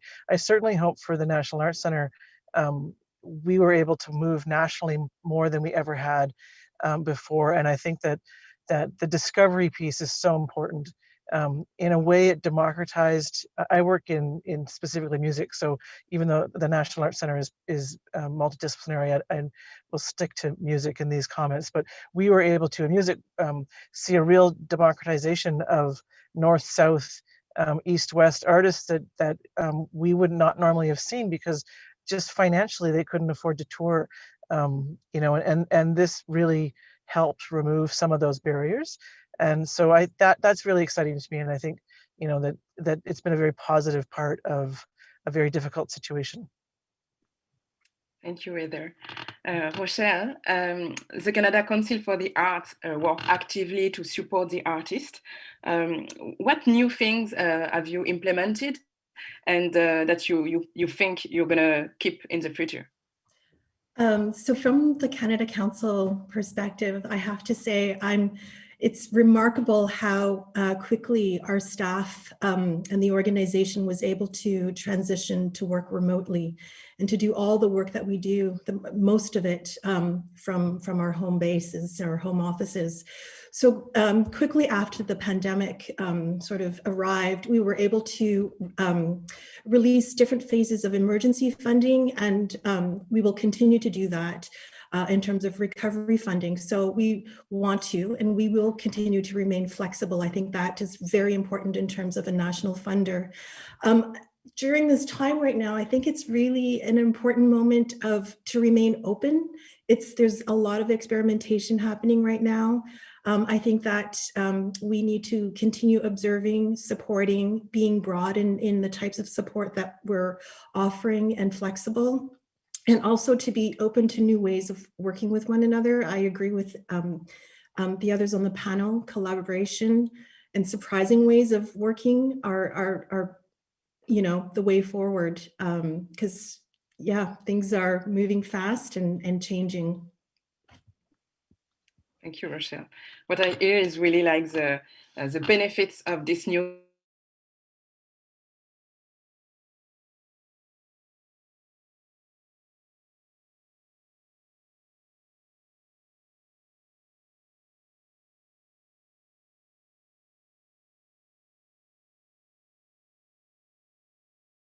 in the music industry. And the last year has brought light on this reality through social movements as Black Lives Matter, for instance, and also the reality of indigenous people, for instance. So today, do you see changes? Do you think that this social movement have had an impact on the whole industry, on the whole music industry? And also, other question you can answer together. Do you think online shows made it easier to integrate diversity in music programming? So maybe Tracy, if you want to start. Yeah, I mean, definitely we're seeing an impact in the industry. And I think we are seeing a greater diversity of artists being presented sort of across the board. But I think there's also still a long way to go, as sort of the programming of artists is really the easiest part, the easiest part of the diversity, or having diversity in the industry. And I hope that we're going to see that that diversity is also reflected at the level of programmers and funders, and especially around other parts of the industry, like having to do with technical aspects. As I'm realizing, as we're all trying to move into this new sphere, that having access to, or having the skills around audiovisual practice is also really important, and if could present a barrier if we're not seeing diversity right across the industry. Sorry, what was the second part of the question? Other question was that do you think it was easier for some maybe venues to integrate diversity in music programming because it was online? Yeah, I think it might have been, but I would also suspect that a lot of the barriers that have led to a lack of diversity in the industry in general might also mean that diverse artists might also have barriers to the access to the equipment and different resources that they would need to move like beyond streaming from home to the higher level of productions that are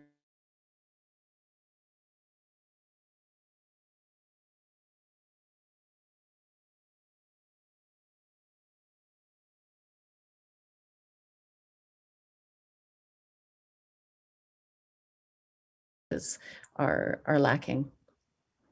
Thank you. Heather, for the NAC, do you think there were an impact of these social changes?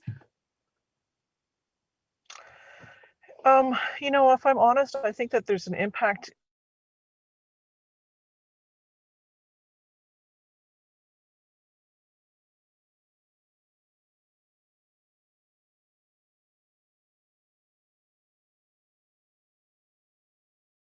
Won't advocate for it, but I think that those of us who perform performing arts centers, or we're community, or programmers, or we're nonprofit, that we're people who are really connected to our own communities. I think for sure there's that group of programmers, they're listening. They've always been reactive to public sentiment. I think that just simply being in their community, if they're good programmers, that's what they do. But as far as is it breaking a barrier in the commercial music industry, I don't know that yet. I think that we watched I've watched and experienced for 26 years now what it is to be a woman in the commercial music industry, and nothing is changing overnight. It's been a very slow, but I think for sure this is a very positive step. It's been a very positive year for change, and so I'm hopeful, but I don't want to be sort of rosy about it and say that we've really turned a major corner.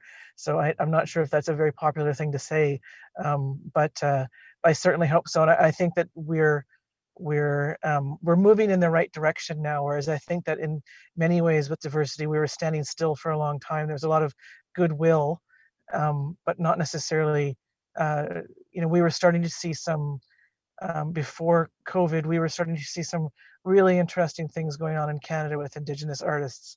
And now I think that there's more of a conversation, not just Indigenous, but also Black and people of color. So there's the conversation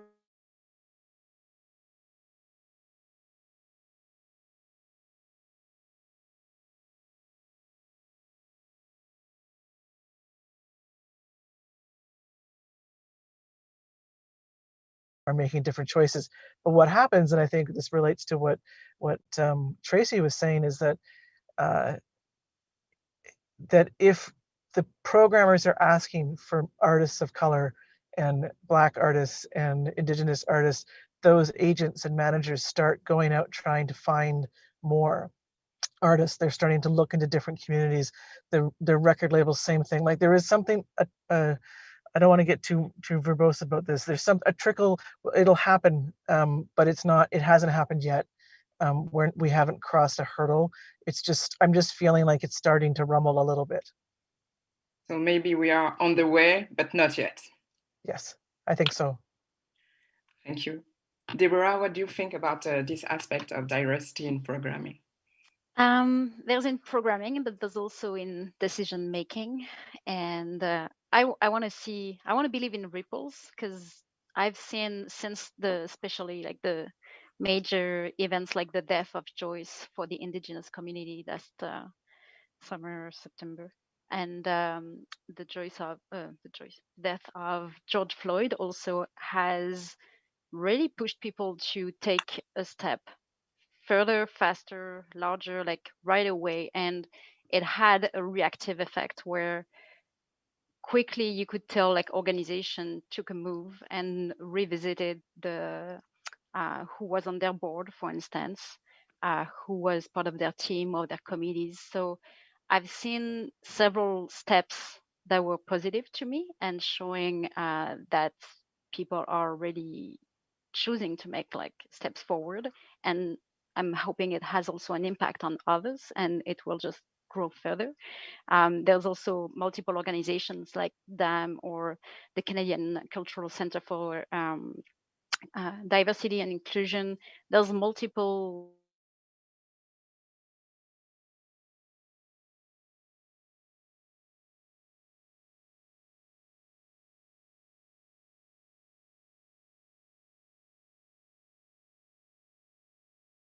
and it's on a daily basis you can like learn new things, and yeah, I hope it's going to just go to the higher levels and not just stay like in amongst like ourselves in the world music community that is also like already well aware of those quite well aware of all of those questions.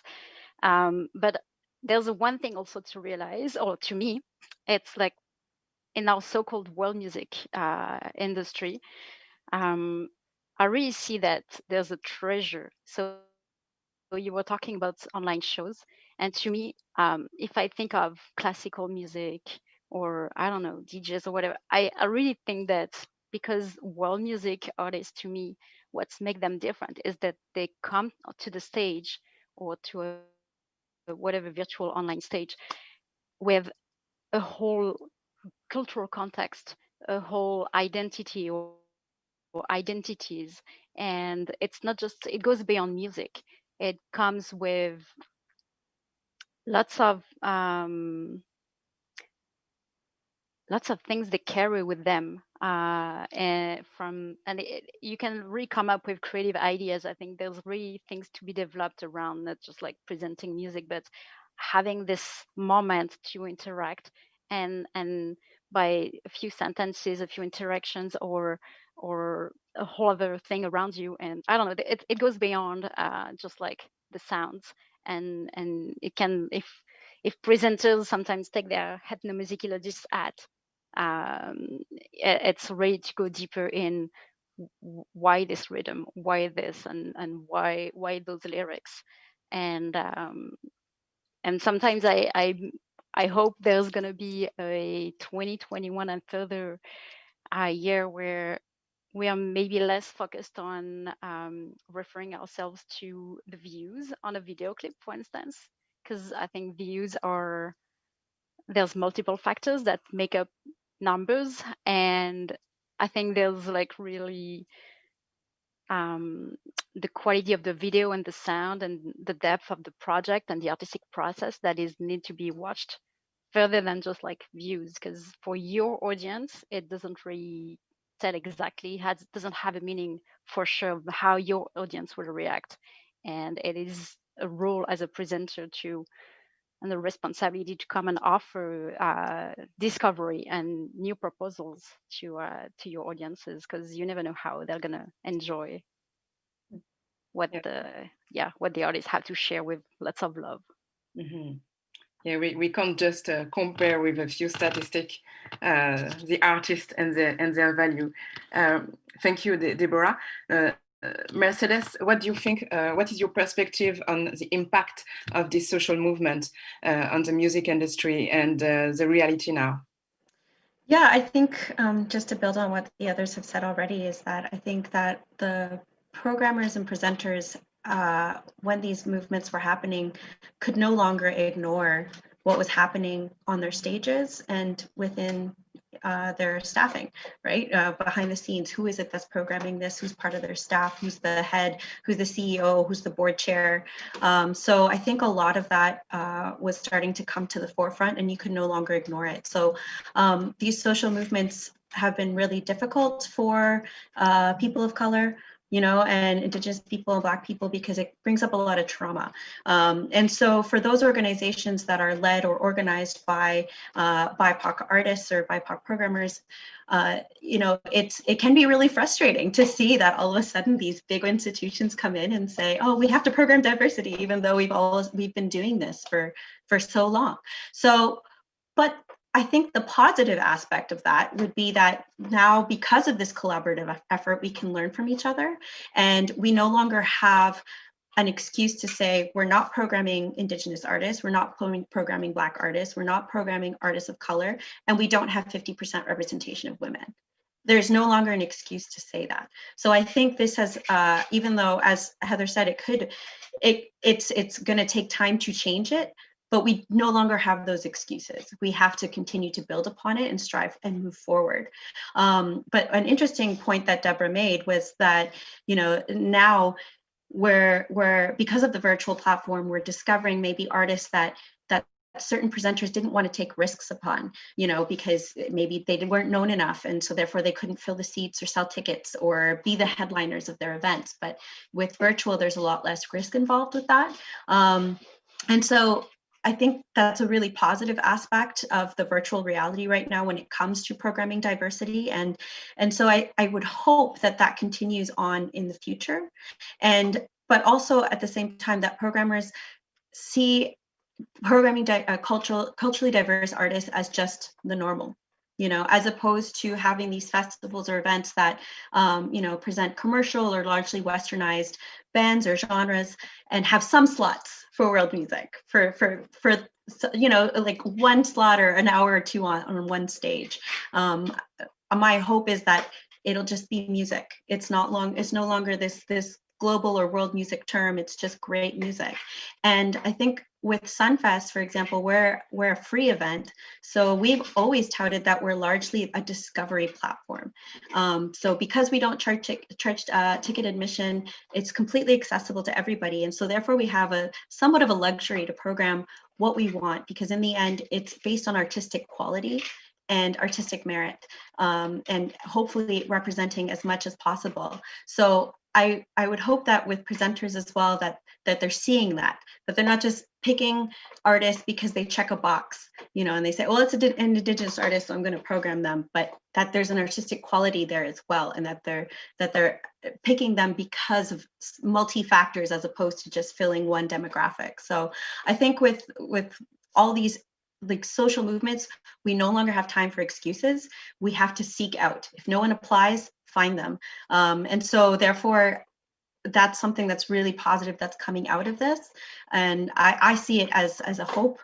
Again, it's going to take some time, but you already see changes happening. So like Deborah, I believe in the ripple effect. I hope it ripples to the various aspects of the industry.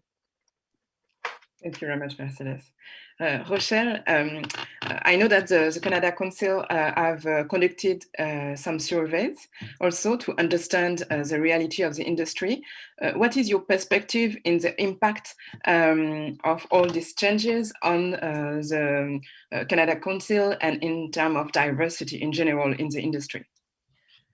I mean, equity has been an ongoing commitment at council for years and years. I mean, I've been there almost 20 years and there was very strong leadership at that time. So this is lifelong work. This is ongoing.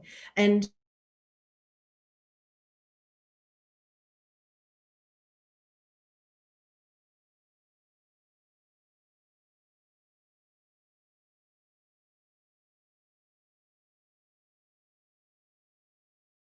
the structures, I agree in terms of leadership. We need to see, more diverse voices in leadership positions, making decisions, embedded within structures. Again,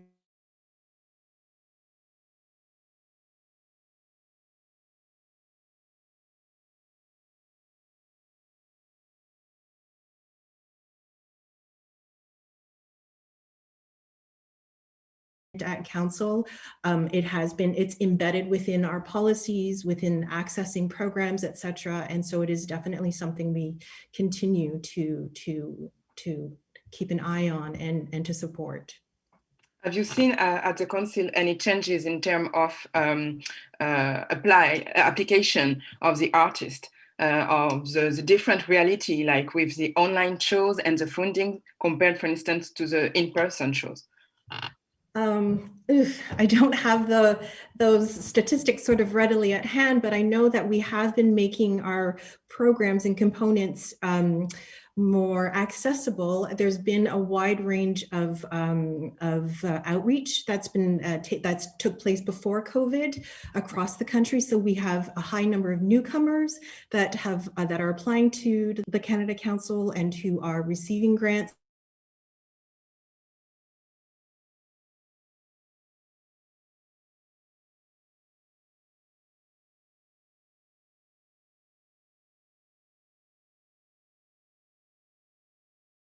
So it's a moment for new hope, new wishes also. And a lot of you have spoken about the education, the importance that this path go beyond what we are now. And how do we make sure that all these changes that may be started keep going? How do we secure these changes for diversity? And you can start. The one of you that want to start can. Maybe Heather. I'll go. You go? Okay. I was going to start with already like maybe the energy, because I've seen people reacting in not always in a constructive way, and I think that from both sides, being allies means like coming with lots of kindness and respectful way, and really see each other's with lots of dignity and as a human based level first. But really, if you come with lots of, I like the word curiosity in terms of like the really good aspects of being curious of the others and love and share and coming in a dialogue with others and making everyone feel safe, because there's both ways. There's like people from the diversity, people that from a movement like Black Lives Matter that sometimes are very frustrated and would come and would want to feel safe to come to talk. But I think now also, let's say, people of privilege that wake up in the morning don't always necessarily wake up with wrong intentions. So I think there's a reciprocal way to respect this idea of feeling safe in opening a dialogue and not trying to punch the other one in the face, like, or just come around the table and take the time to listen to others' perspectives and take the time to understand others' realities and really go into a personal interaction with others, and but with lots of kindness, and the energy must be very positive, because I know there's lots of tensions and frustrations, but I think it's, if you got to come to the table with a more calmer attitude to not demolish anyone, because everyone has like a beautiful heart and soul, and that's what we want to explore. Thank you. Heather, maybe what do you think? What can we do to educate and to make sure that there is still changes in the future in terms of diversity? Well, I think that in order to make sure there's the change continues, I think there's a couple of things. One is that I think those of us who are in positions of privilege or power, that we need to continue to make no excuses, as Mercedes says, and to accept none. There's nothing that has frustrated me more than when I hear other programmers say, well, we couldn't find any women to headline, or we couldn't find any artists of color. So, then, and that's just, to me, that means they're not very good at their jobs. And I think that the funding agencies need to hold people accountable. Those of us who are nonprofits and receive some of those funds, we need to continue doing that. And I think that I don't pretend to be able to speak from a perspective of the artist or people of color. I am in a position of privilege, and I'm in a position of power in many ways in the industry. And I think that people need to hold people like me accountable to make sure that we are continuing to invite, to open the door, rather than to use bars of excellence as ways to keep people out, or rules that we've constructed and not re-examined why they're there. All of those things, I think that we people need to hold us accountable, and we need to hold ourselves accountable, and we need to be better at our jobs.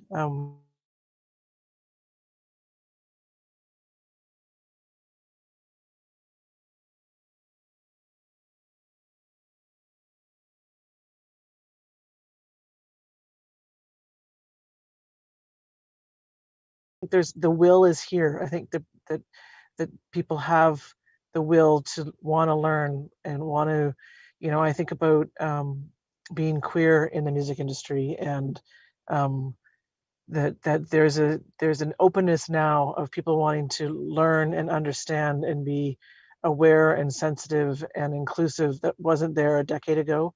And I think that those are the kind of attributes I think that we need to continue and to hold each other accountable for. Thank you. Rochelle, you said that the council have been very sensitive to diversity, but what do you see for the future in terms of keeping this will of change in terms of diversity? How do we make sure to still educate? I apologize, there's a sound coming through my wall.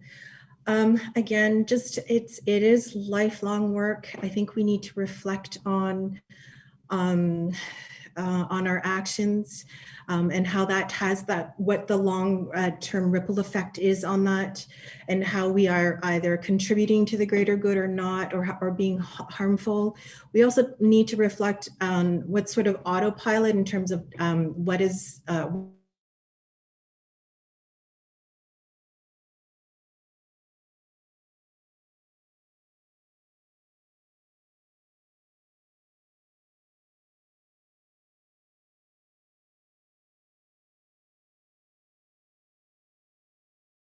just maintaining safe spaces for conversation, and checking in with people. Don't make assumptions, and I think just continuing an openness in dialogue.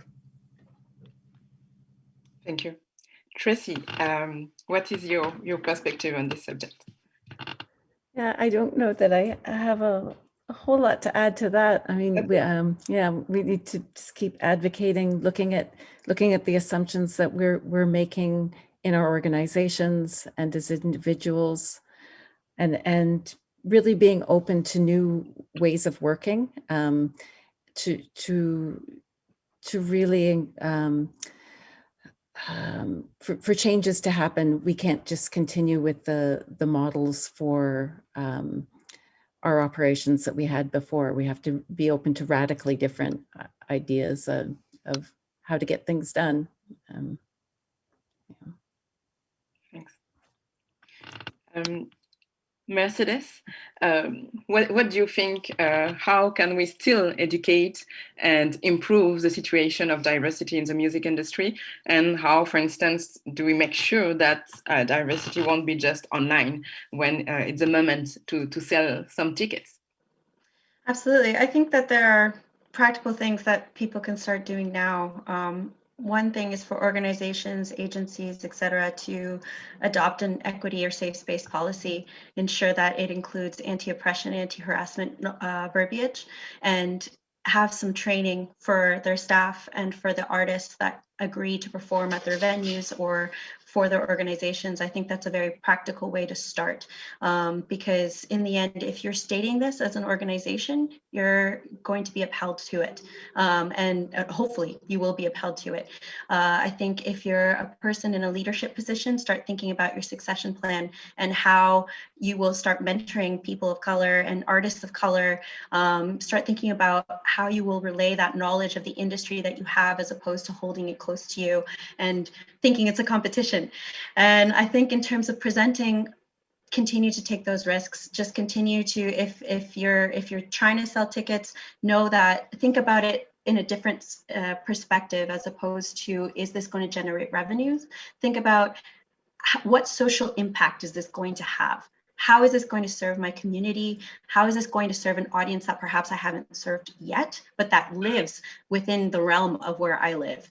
And so I think there's a lot of practical ways in which we can just start.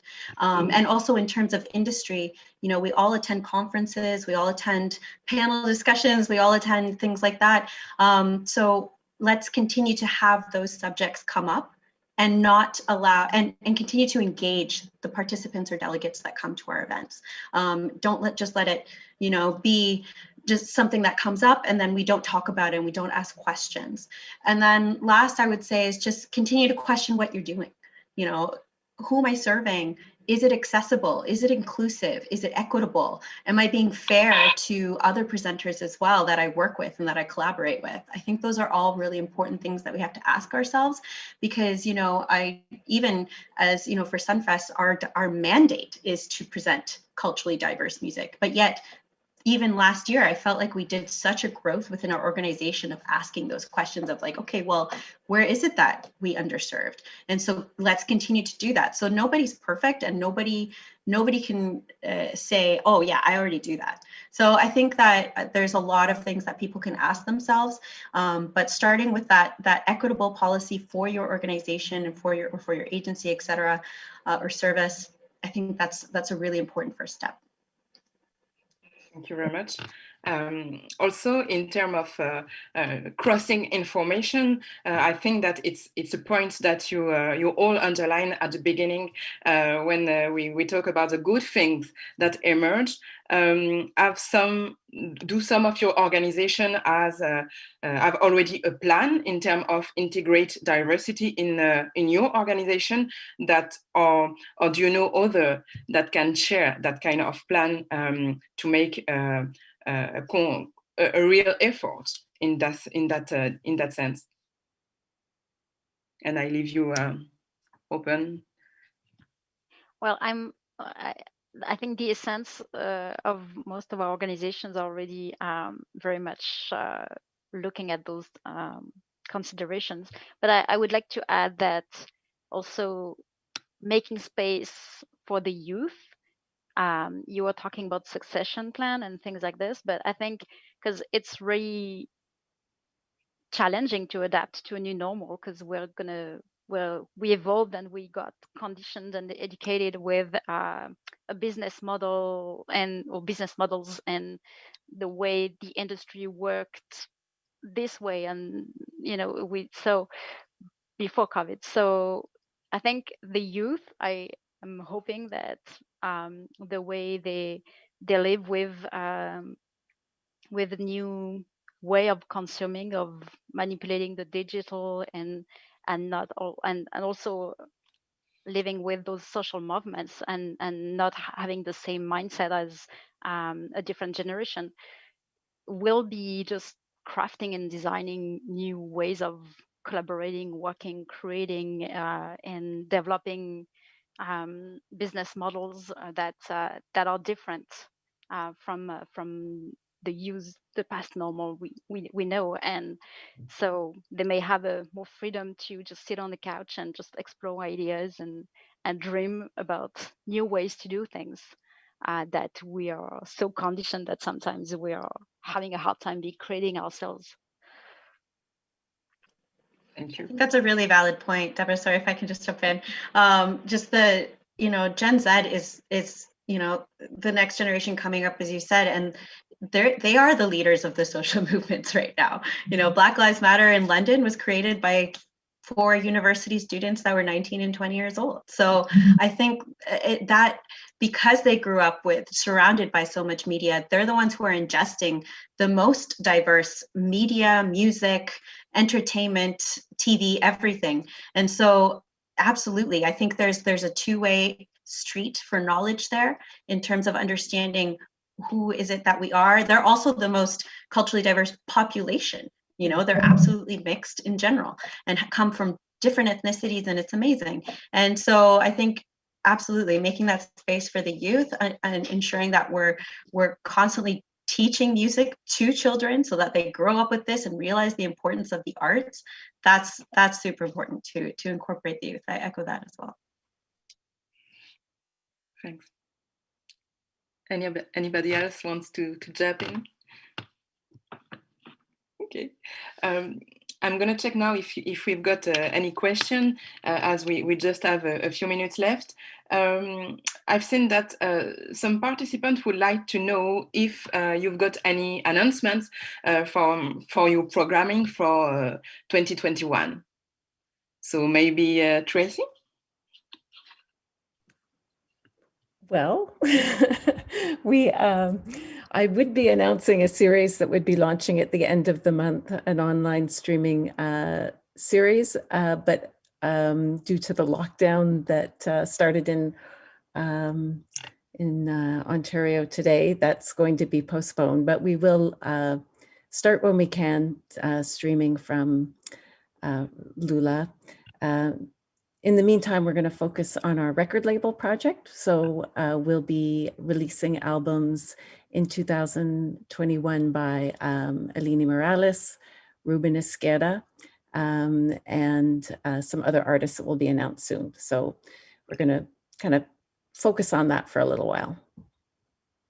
That's great. Heather, is there any announcements? We're mid-season, so I don't know that there's any new announcements. We've been doing a program called Fridays at the Fourth across the country. And so we've been doing shows from, we have one coming up in Vancouver at the end of the month. We have, I think this week is Calgary. So we're out in Charlottetown in April. So we'll continue doing that. So, but nothing, that's a program we've started in September.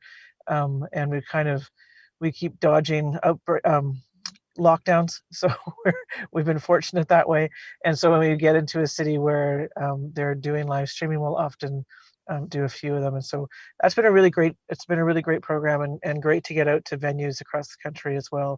And, and work with different stage crews and video crews but so we have that. And, we have a couple of things, but I don't think I can tell you, to be honest. I think there's an announcement coming out at the end of the month that I think is very exciting, but I think they want me to keep that under my hat until the 28th of January. So we'll check that. Thank you. Rochelle, at the council, is there any new things for this upcoming year? New things. I think there will be another phase of recovery coming up, so please pay attention. There is an annual general meeting coming up at the end of January, so that is also something that you can check out. But our programs remain accessible.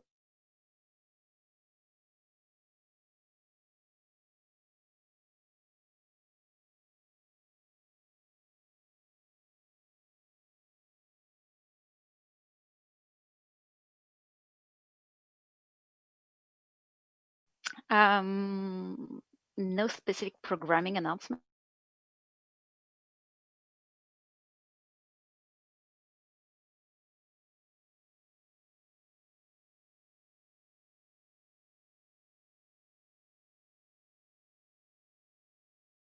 Good time to be allowed.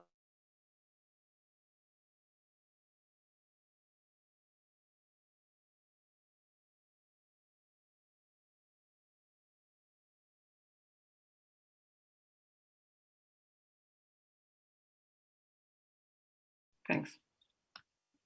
Mercedes? Yeah, I can't name names just yet.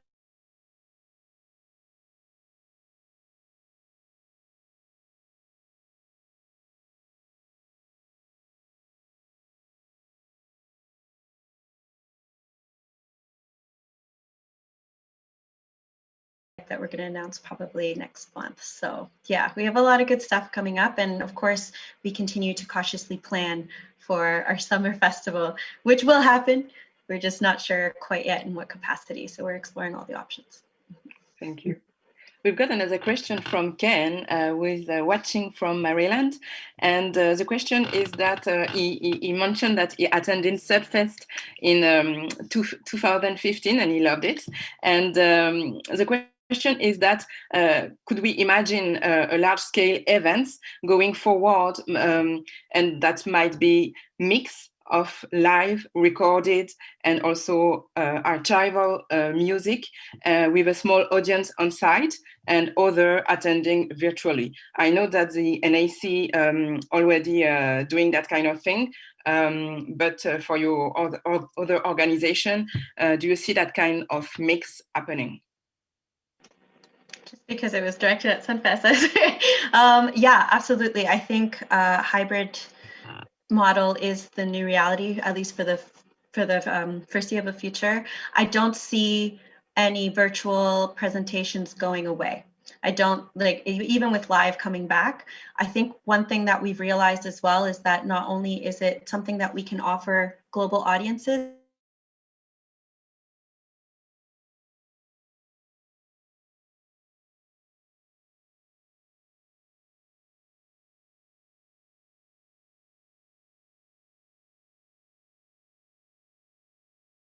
who just couldn't get downtown, are afraid of large crowds, or maybe had some accessibility or mobility issues.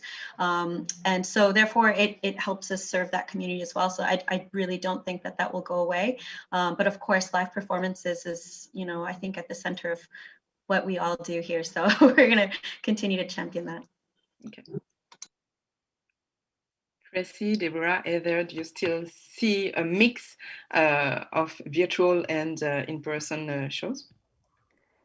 Definitely, the virtual side is, you know, once we've figured it out, we'll keep it a part of our ongoing programming, and you know, we're really excited about how that will allow us to help local artists gain international audience. So I agree, it's not going anywhere, and it'll be so exciting when we can combine the two. Okay, thanks. Maybe Heather. Yeah, I mean, I'm with these guys. It's I think the hybrid is here to stay. I think that there's some reluctance in certain areas of the industry, but I'm hopeful that that will go away. Those are, I think, some of the same folks who have just been waiting for this to go back to the way it was. You know, that they want to. They still want to talk to you about radius clauses, you know, and anyways, it's so there's some things that some parts of the industry have to work through in the way that they've been doing business for the last several decades. But I think that for the audience and for the artists, that it's best for both of those groups to incorporate live streaming. How they monetize that, I think that those things, all of that is slowly working itself out. We're starting to see some real successes. You know, we're seeing that not just at sort of the big flashy shows. You know, our Christmas shows all were online. We saw 200 or 300% of the projections that we had in ticket sales for online to watch the live streams. Those were hybrid shows, and so they were real people in the audience. And those were artists who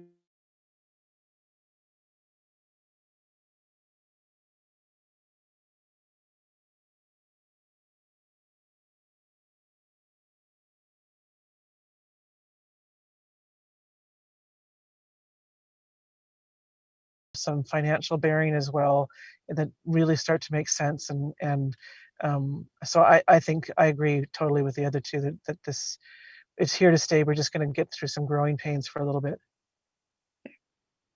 Deborah, for Mundial, do you see a new hybrid version? I think, yeah, hybrid is part of the future, and the technology with algorithms and what it can be, what like it can help for all of the connections between professionals and help them screen a delegate list with in a meaningful way. So they are really making the most of their time and really finding who they could meet with and talk to. But I'm actually very excited about this idea of coming back to small shows, because in this idea of the sofa sounds shows where it's an intimate gathering, there is a true live moment that is happening and a true connection with the artist and the audience, because it's this intimate setting. And I feel like there's going to be a qualité d'écoute, a quality of listening, and a deep appreciation of the artist and what he has to offer and what he says. And I'm a bias of all of those like little intimate shows, more than like larger stages and a big audience where you get like a bit distracted too sometimes. We've got only 2 minutes left, but if you have 20 seconds to share a last wish, a last message for the rest of the industry that is maybe not yet as sensitive as you are to the question of diversity for the future and all the subject that we shared, what will be this last word, this last wish in maybe 20 seconds? Rochelle. Okay, so this is really a special moment. I know this. I know that there's a lot of hardship underway and suffering, but this is a moment of experimentation. There are surprising things that are arising. We have the capacity to learn and listen differently. So I think that we should embrace this this time. Thank you. Eden? I think that if I have my 20 seconds of hope, it's just that we continue on this path, and that when the time comes that we have to make a choice of whether we're going to return to the way things were, and I don't mean necessarily in diversity, that I mean just in how we operate, how we address things, the structures that we've created, that when it comes time that we could go back, that we choose not to, that we choose to actually keep going forward, and that we take the things that were good from that time, because there were some. It's not a burn the house down scenario, but take some of those good things and keep moving forward rather than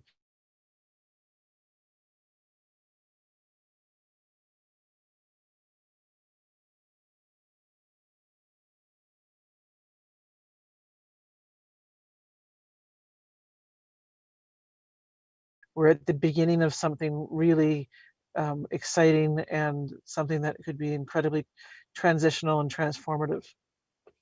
Thank you. Tracy? At the beginning of the pandemic, we heard a lot of people talking about resetting and how when everything started, we could start in a different way, especially around the environment. And I've been hearing less about that lately, but I think that the way we've seen conferences unfolding and being actually surprisingly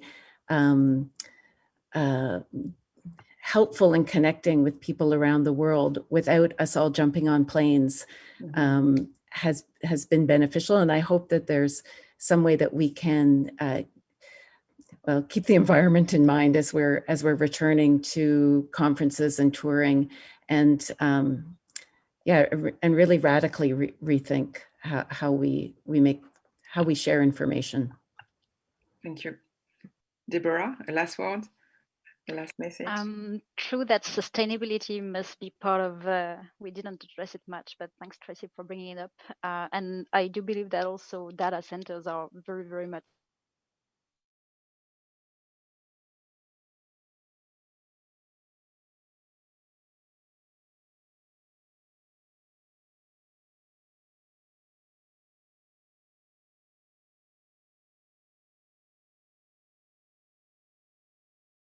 revisiting more and more and improve their programs and their criteria and everything at the higher levels. And I like this sentence, this idea of that the ecosystem without diversity is quite doomed to erode. So I like to remind ourselves the strength of the diversity. And to end, I will just say that It is winter time, and the weather shouldn't prevent us from planting seeds. Thank you. Mercedes, a last wish, a last word. Two things. One, I would say to any general public who would be watching this is just continue to support artists, continue to purchase their music, liking them, engaging them with them, because they're at the center of what we all do. And so I think that's really important to continue to champion for the artist, and also just continue to ask those difficult questions, be an activist, get in good trouble, because right now is the time for that. And you know, as much as we see change happening slowly, we're the ones who can speed it up. So hopefully we can continue to do that. Thank you very much. And it's already the end. Thank you very much for your participation, for sharing all this inspiration also. And I'd like to thank Yasmina, Claudia, and all the Axé WorldFest organization. And Yasmina, it's to you. Thank you. Thank you, Matilde, and thank you, Heather, Mercedes.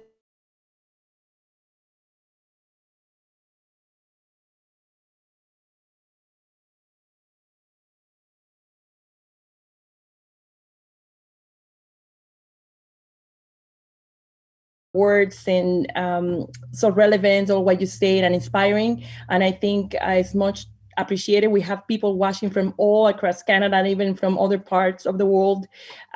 We had some broadcasting issues. That's why I'm just doing this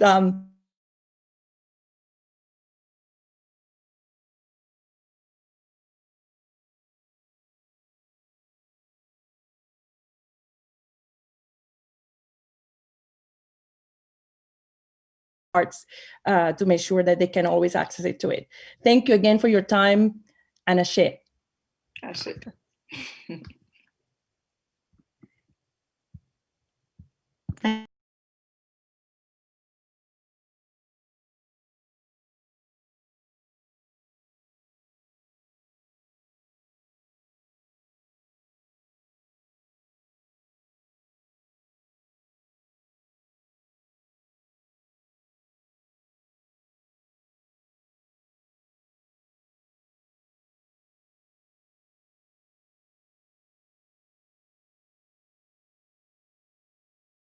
Thank you everyone for joining us today. It was a great pleasure having you.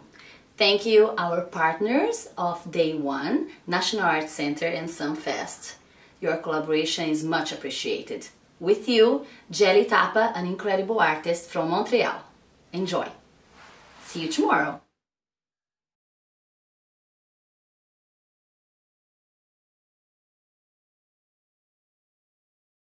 Good evening, everyone. I'm Maud Saint-Amand, booking agent and manager based in Montreal, and I'm happy to be invited to take part of this first edition of the conference, Empower Women in the Music Industry. I've been working as a manager and booking agent since 2015, and in 2019, I've met Gina Bro, founder of Impresaria, and we decided to join forces. One of our main focus at Impresaria is to work with artists from the diversity, as much of gender as cultural, and we currently work with 14 artists. I'm happy to introduce you to the last artist spotlight of the day, Jelly Tapa, with whom I've been working since 2019, just after the release of her first album, Baroquant, which received the Juno for Best World Music Album in 2020. It's an honor for me to work with this incredible and inspiring artist, which you'll discover in this conversation between her and Yasmina. Hope you'll enjoy. Yasmina et Jelly Tapa, la parole est à vous. Merci beaucoup, Mad. Bonne soirée à tout le monde. Jelly, qui est Jelly Tapa? Comme la musique est arrivée à toi? Jelly Tapa est une griotte. Jelly Tapa est une artiste qui a commencé sa carrière ici à Montréal, mais qui est née au Mali, qui vient d'une longue lignée de griottes. Je viens d'une lignée où nous sommes les dépositaires de la tradition orale où l'histoire, les contes, les chants, les danses font partie du quotidien. Donc, je viens d'une famille des griots, je suis un enfant de griot, je suis un gardien de la culture. Donc, Djily Tapa est une griotte, une artiste, une afrofuturiste. Excellent. Et parlez-nous un peu de ton parcours comme artiste au Canada. Tu fais partie de la scène musicale africaine à Montréal. Ça peut être depuis plusieurs années déjà. Oui. Quand et pourquoi as-tu décidé de commencer ton projet solo avec ce premier album Baroka? D'abord, je commencerai par mon arrivée sur la scène musicale et canadienne qui est arrivée tout naturellement parce que, comme je l'ai dit, je suis un enfant de griot. Donc, la communauté africaine avait besoin de sa griotte parce que c'est un rôle social. C'est pour maintenir l'entente, la cohésion sociale. C'est pour permettre aux gens de ne pas oublier qu'ils sont en même temps. C'est un rôle humanitaire aussi. Donc, la communauté africaine avait besoin de sa griotte. Et c'est tout naturellement que je suis venu en tant que griotte d'abord, après que j'ai décidé de faire une carrière avec ça, c'est-à-dire d'être une artiste. Et là, j'ai intégré plusieurs formations, dont Zalidrissa Sissoko, Ablaï Kone, Takadja, et jusqu'à arriver à Africana Soul Sister, et qui m'ont permis, après toutes ces années d'accompagnement, de faisant partie de plusieurs projets, et de finalement retrouver ma voix, de finalement confirmer l'artiste que je suis. C'est de là qu'est né le projet Barocan. Le projet Barocan est un projet qui résulte de plusieurs collaborations, de plusieurs années d'expérience et de finalement se dire que c'est le temps de pouvoir laisser sa marque, c'est le temps de pouvoir affirmer sa voix, c'est le temps de pouvoir exprimer aussi ses pensées, ses combats. Donc, Barocan, c'est ma façon de communiquer, c'est ma manière de communiquer, c'est ma contribution sur le plan artistique. Oui. Bien sûr, merci. Mais quels ont été et quels sont encore aujourd'hui tes défis et obstacles comme en tant que femme et plus précisément en tant que femme noire dans l'industrie musicale canadienne? Quel conseil donnerais-tu à une jeune femme qui débute sa carrière? Avant de lui conseiller, d'abord, je vais lui dire que les difficultés, il y en aura. Les difficultés, il va falloir qu'elle s'apprête à les traverser. Parce que moi, ça n'a pas été facile pour moi. J'ai rien gagné gratuitement. J'ai toujours travaillé corps et âme. Pas seulement en tant que femme ou en tant que femme noire, j'ai travaillé vraiment pour arriver là où je suis aujourd'hui. C'est pas facile en tant que mère aussi de concilier le travail et la famille. Ce n'est pas facile en tant qu'immigrante quand tu viens dans un pays et que tu es une artiste et que tu ne connais pas les rouillages. Moi, je ne savais pas comment pouvoir et comment avoir un agent, ça d'abord, comment même faire un CV d'artiste, comment s'inscrire à disons, à des showcases, comment faire une demande de bourse, toutes ces choses-là qui est difficile pour une immigrante ou même un immigrant, comme surtout, à plus forte raison, une femme. Que nous, le milieu étant un milieu, c'est sûr, plus masculin, c'est sûr et certain que le déplacement est plus facile pour les hommes. Les sorties sont plus faciles pour les hommes. C'est facile pour eux. Quand ils sortent jusqu'à 7 heures le matin, il n'y a personne qui va dire qu'est-ce qu'il fait dehors. Mais pour une femme, on vient avec une éducation, surtout aussi. Moi, je suis venu avec ma tradition, avec mes valeurs. Il y a certaines choses que je ne peux pas faire. Je ne peux pas tout le temps traîner dans un bar. Je ne peux pas aller partout non plus pour essayer de connecter avec les gens et tout ça. Donc, les connexions se font difficilement parce que tu ne sais pas où aller, tu ne sais pas quand aller, tu ne sais pas à qui t'adresser. Donc, ça m'a pris 17 ans pour comprendre ce que je ne souhaite pas à un jeune artiste qui va commencer. Mais de dire que le fardeau, je veux dire, la difficulté, elle est à 3 niveaux. Au niveau parce que tu es une immigrante, au niveau parce que tu es une femme, au niveau aussi parce que tu fais partie de la minorité visible. Donc, et que le milieu de l'art est un milieu aussi grand, mais aussi petit. Donc, pour pouvoir faire de sa place, il va falloir que tu travailles fort et que tu tiens ton bout et que tu te dis que je n'ai pas de barrière et que je peux continuer à avancer.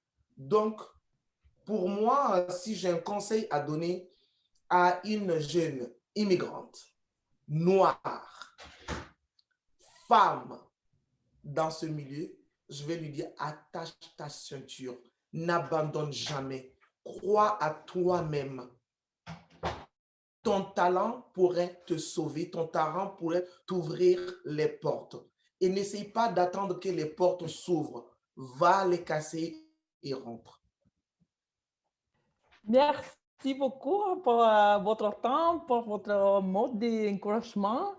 And for all of you who are watching, thank you again for joining us in this conference by Axé WorldFest, Empowering Women in the Music Industry. And now is just gonna enjoy the music of Jelly Tapa and her musicians and a selection of her most recent album, Barocam. Thank you.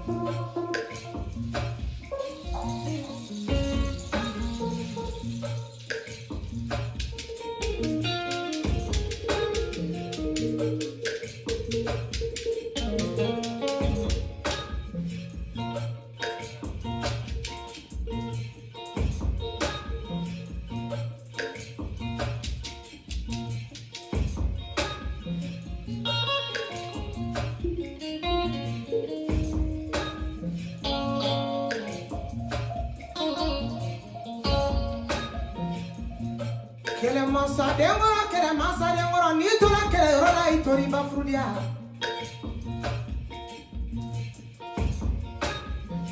Keba chito borika were tete teu. Ne mano to kele rola ne kele so.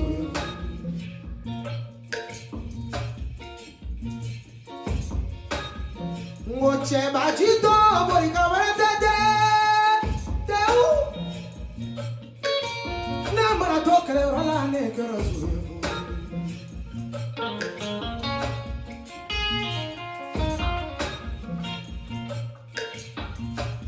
Iye muguni kesenya mino. Wara kuru faga faga walemi, mina kuru faga faga walemi. Sako de do masa do na valo sako, sigido ngole beningole.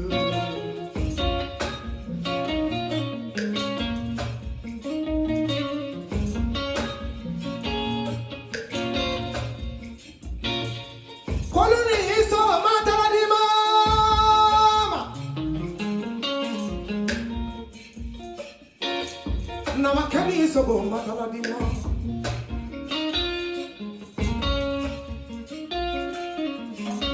Chembara doso embra maranye fia kola mama doso kaiwela. Dini kola muno doso kaiwela. Fengre mwaga doso kaiwela.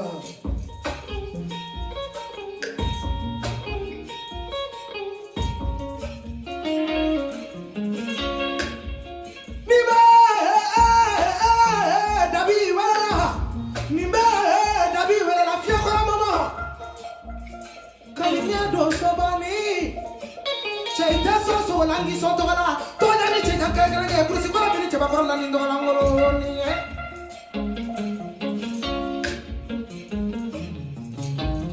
so dure yo tabu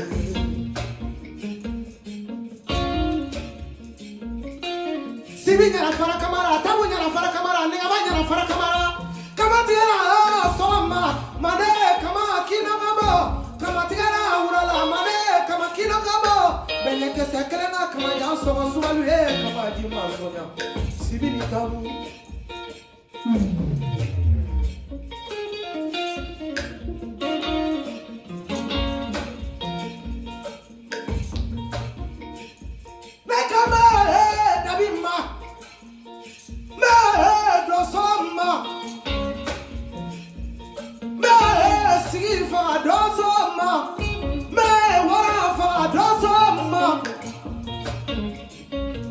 Doso chaitane son sola nebi son tola ite son si kunangi son tola ite son waragola angi son tola toja ni che jante kele nya kursi kola beni che bagorola ni dola mulo ni ya da yelela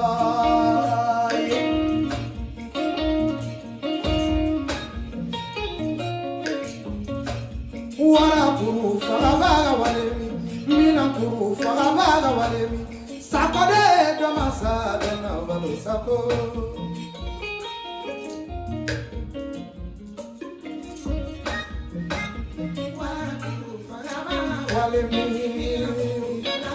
walemi nindo masada na valo walemi nindo masada na valo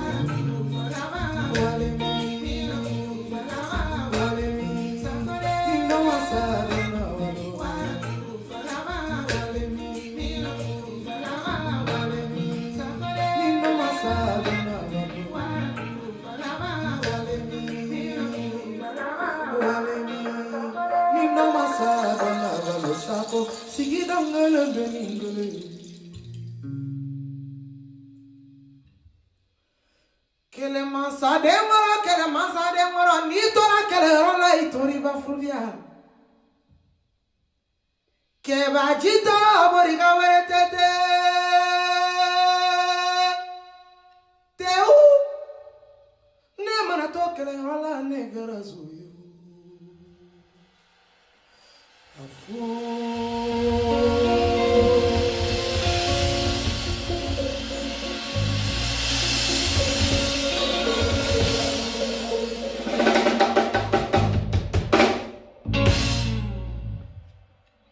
Merci les choubreux.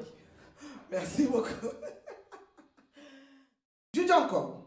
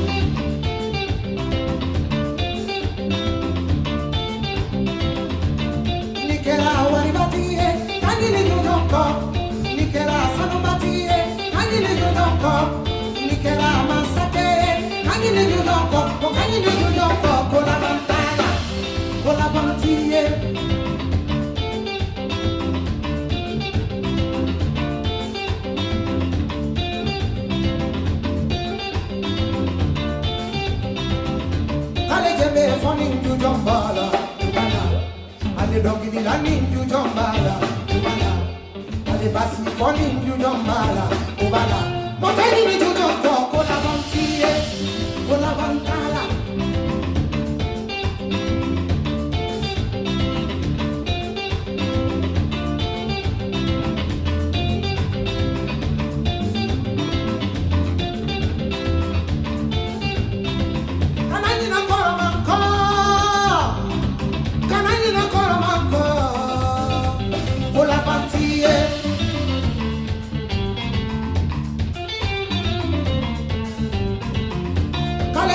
Funny oro very hard, ayate. Ali basi funny oro very hard, ayate. Ali dogi vilani oro very hard, ayate. Natenye na lepin ko kola bantenye. Ayeso jigi yakumala, tenye na jujoko. Ayeso kewale chamana, tenye na jujoko. Ayeso foro bawarila, tenye na jujoko. Mokani ni jujoko kola bantiye, kola bantala.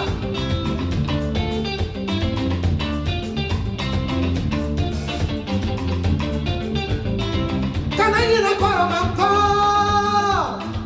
kanayina koromanko, kola bantiye.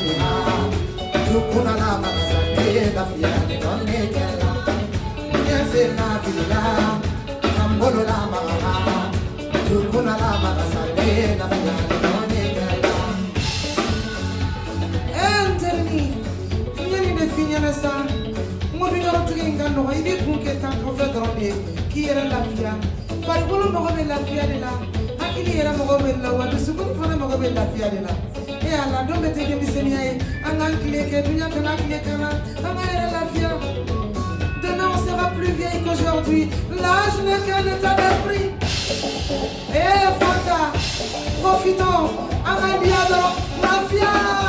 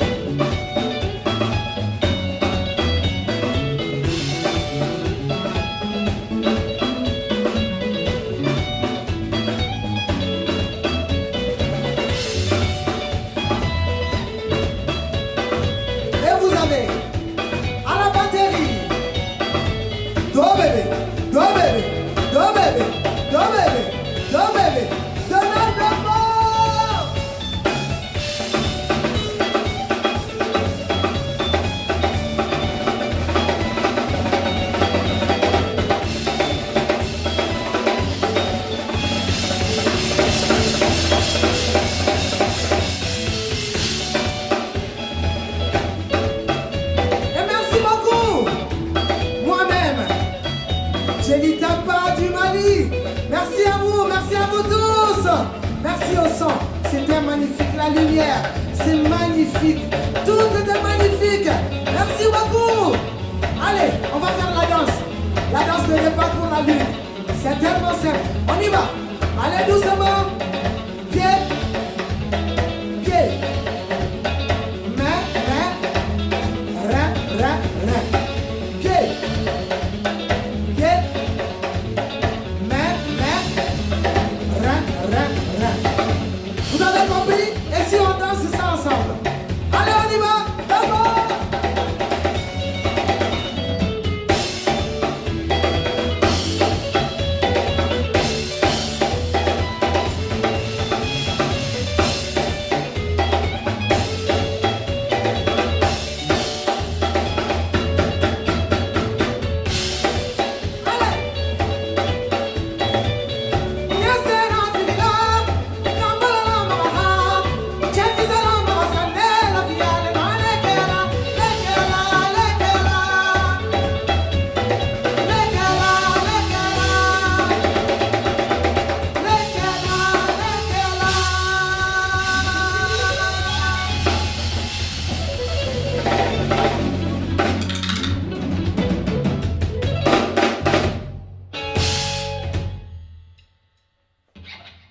Merci.